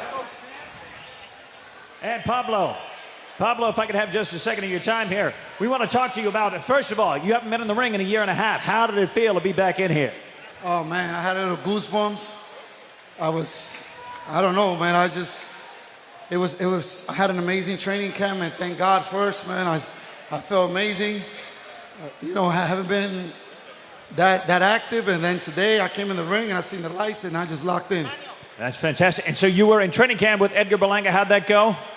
It was good. I was in the camp with Edgar Berlanga, Junior Yonan, Richie Comey, Cesar Francis, those top sparring guys that was helping me out, man.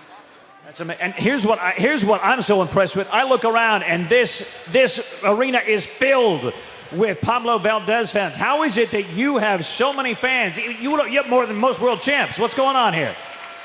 Everybody knows my story, man. Everybody knows that we got hope. You can't give up. You got to keep going. I'm trying to give everybody hope and keep going and don't give up. And you want to say one more thing? You want to say something to your fans? I want to give a shout out to my team, Gary Starks, my coaches, Sharif, Perfecting Athlete, Zane.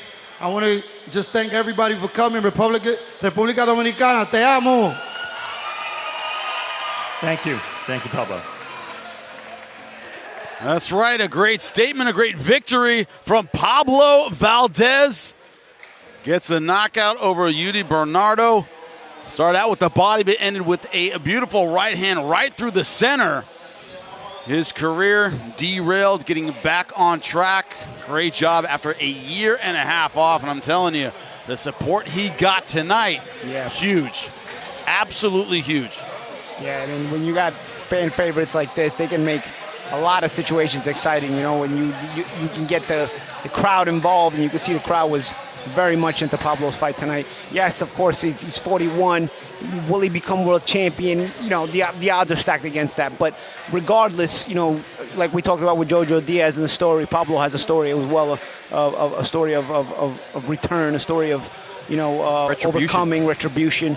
So that's more so what he's fighting for tonight and in his career. Yeah, I don't think Pablo's out here to be a world champion. He's out here to have a pro career that was taken away from him because of the time that he spent away. Mm-hmm. But now he's back. He's living it up. He's doing the best that he can. He's putting on good shows. People come out. There was some energy in here, a different kind of vibe. And he has big time is with him. Junior Union, Edgar Berlanga, Richard Comey. Doing real camps like he's like Edgar at world Berlanga's championship father, level. Yep. Fat Joe. Everybody right now giving respect to Pablo Valdez. Well, that's right. Saturday, December 7th, Dylan Real Deal Moran, 19-2, 9 knockouts versus Tyrone McKenna, 23-5-1. A showdown in the welterweight division. Irish pride on the line for this fight. Last time out in Belfast, the crowd was absolutely unbelievable. The energy in the arena, amazing. We expect the same thing for this fight. Remember, Saturday, December 7th, download the ProBox TV app. Never fall behind with your outstanding boxing. And it was outstanding tonight. The biggest card in ProBox TV history. The Young Bucks came out tonight to shine. The undefeated fighters taking on the veterans. The return of JoJo Diaz. He went to war tonight. Darrelle blasts Val Saint, showing his technique before a headbutt.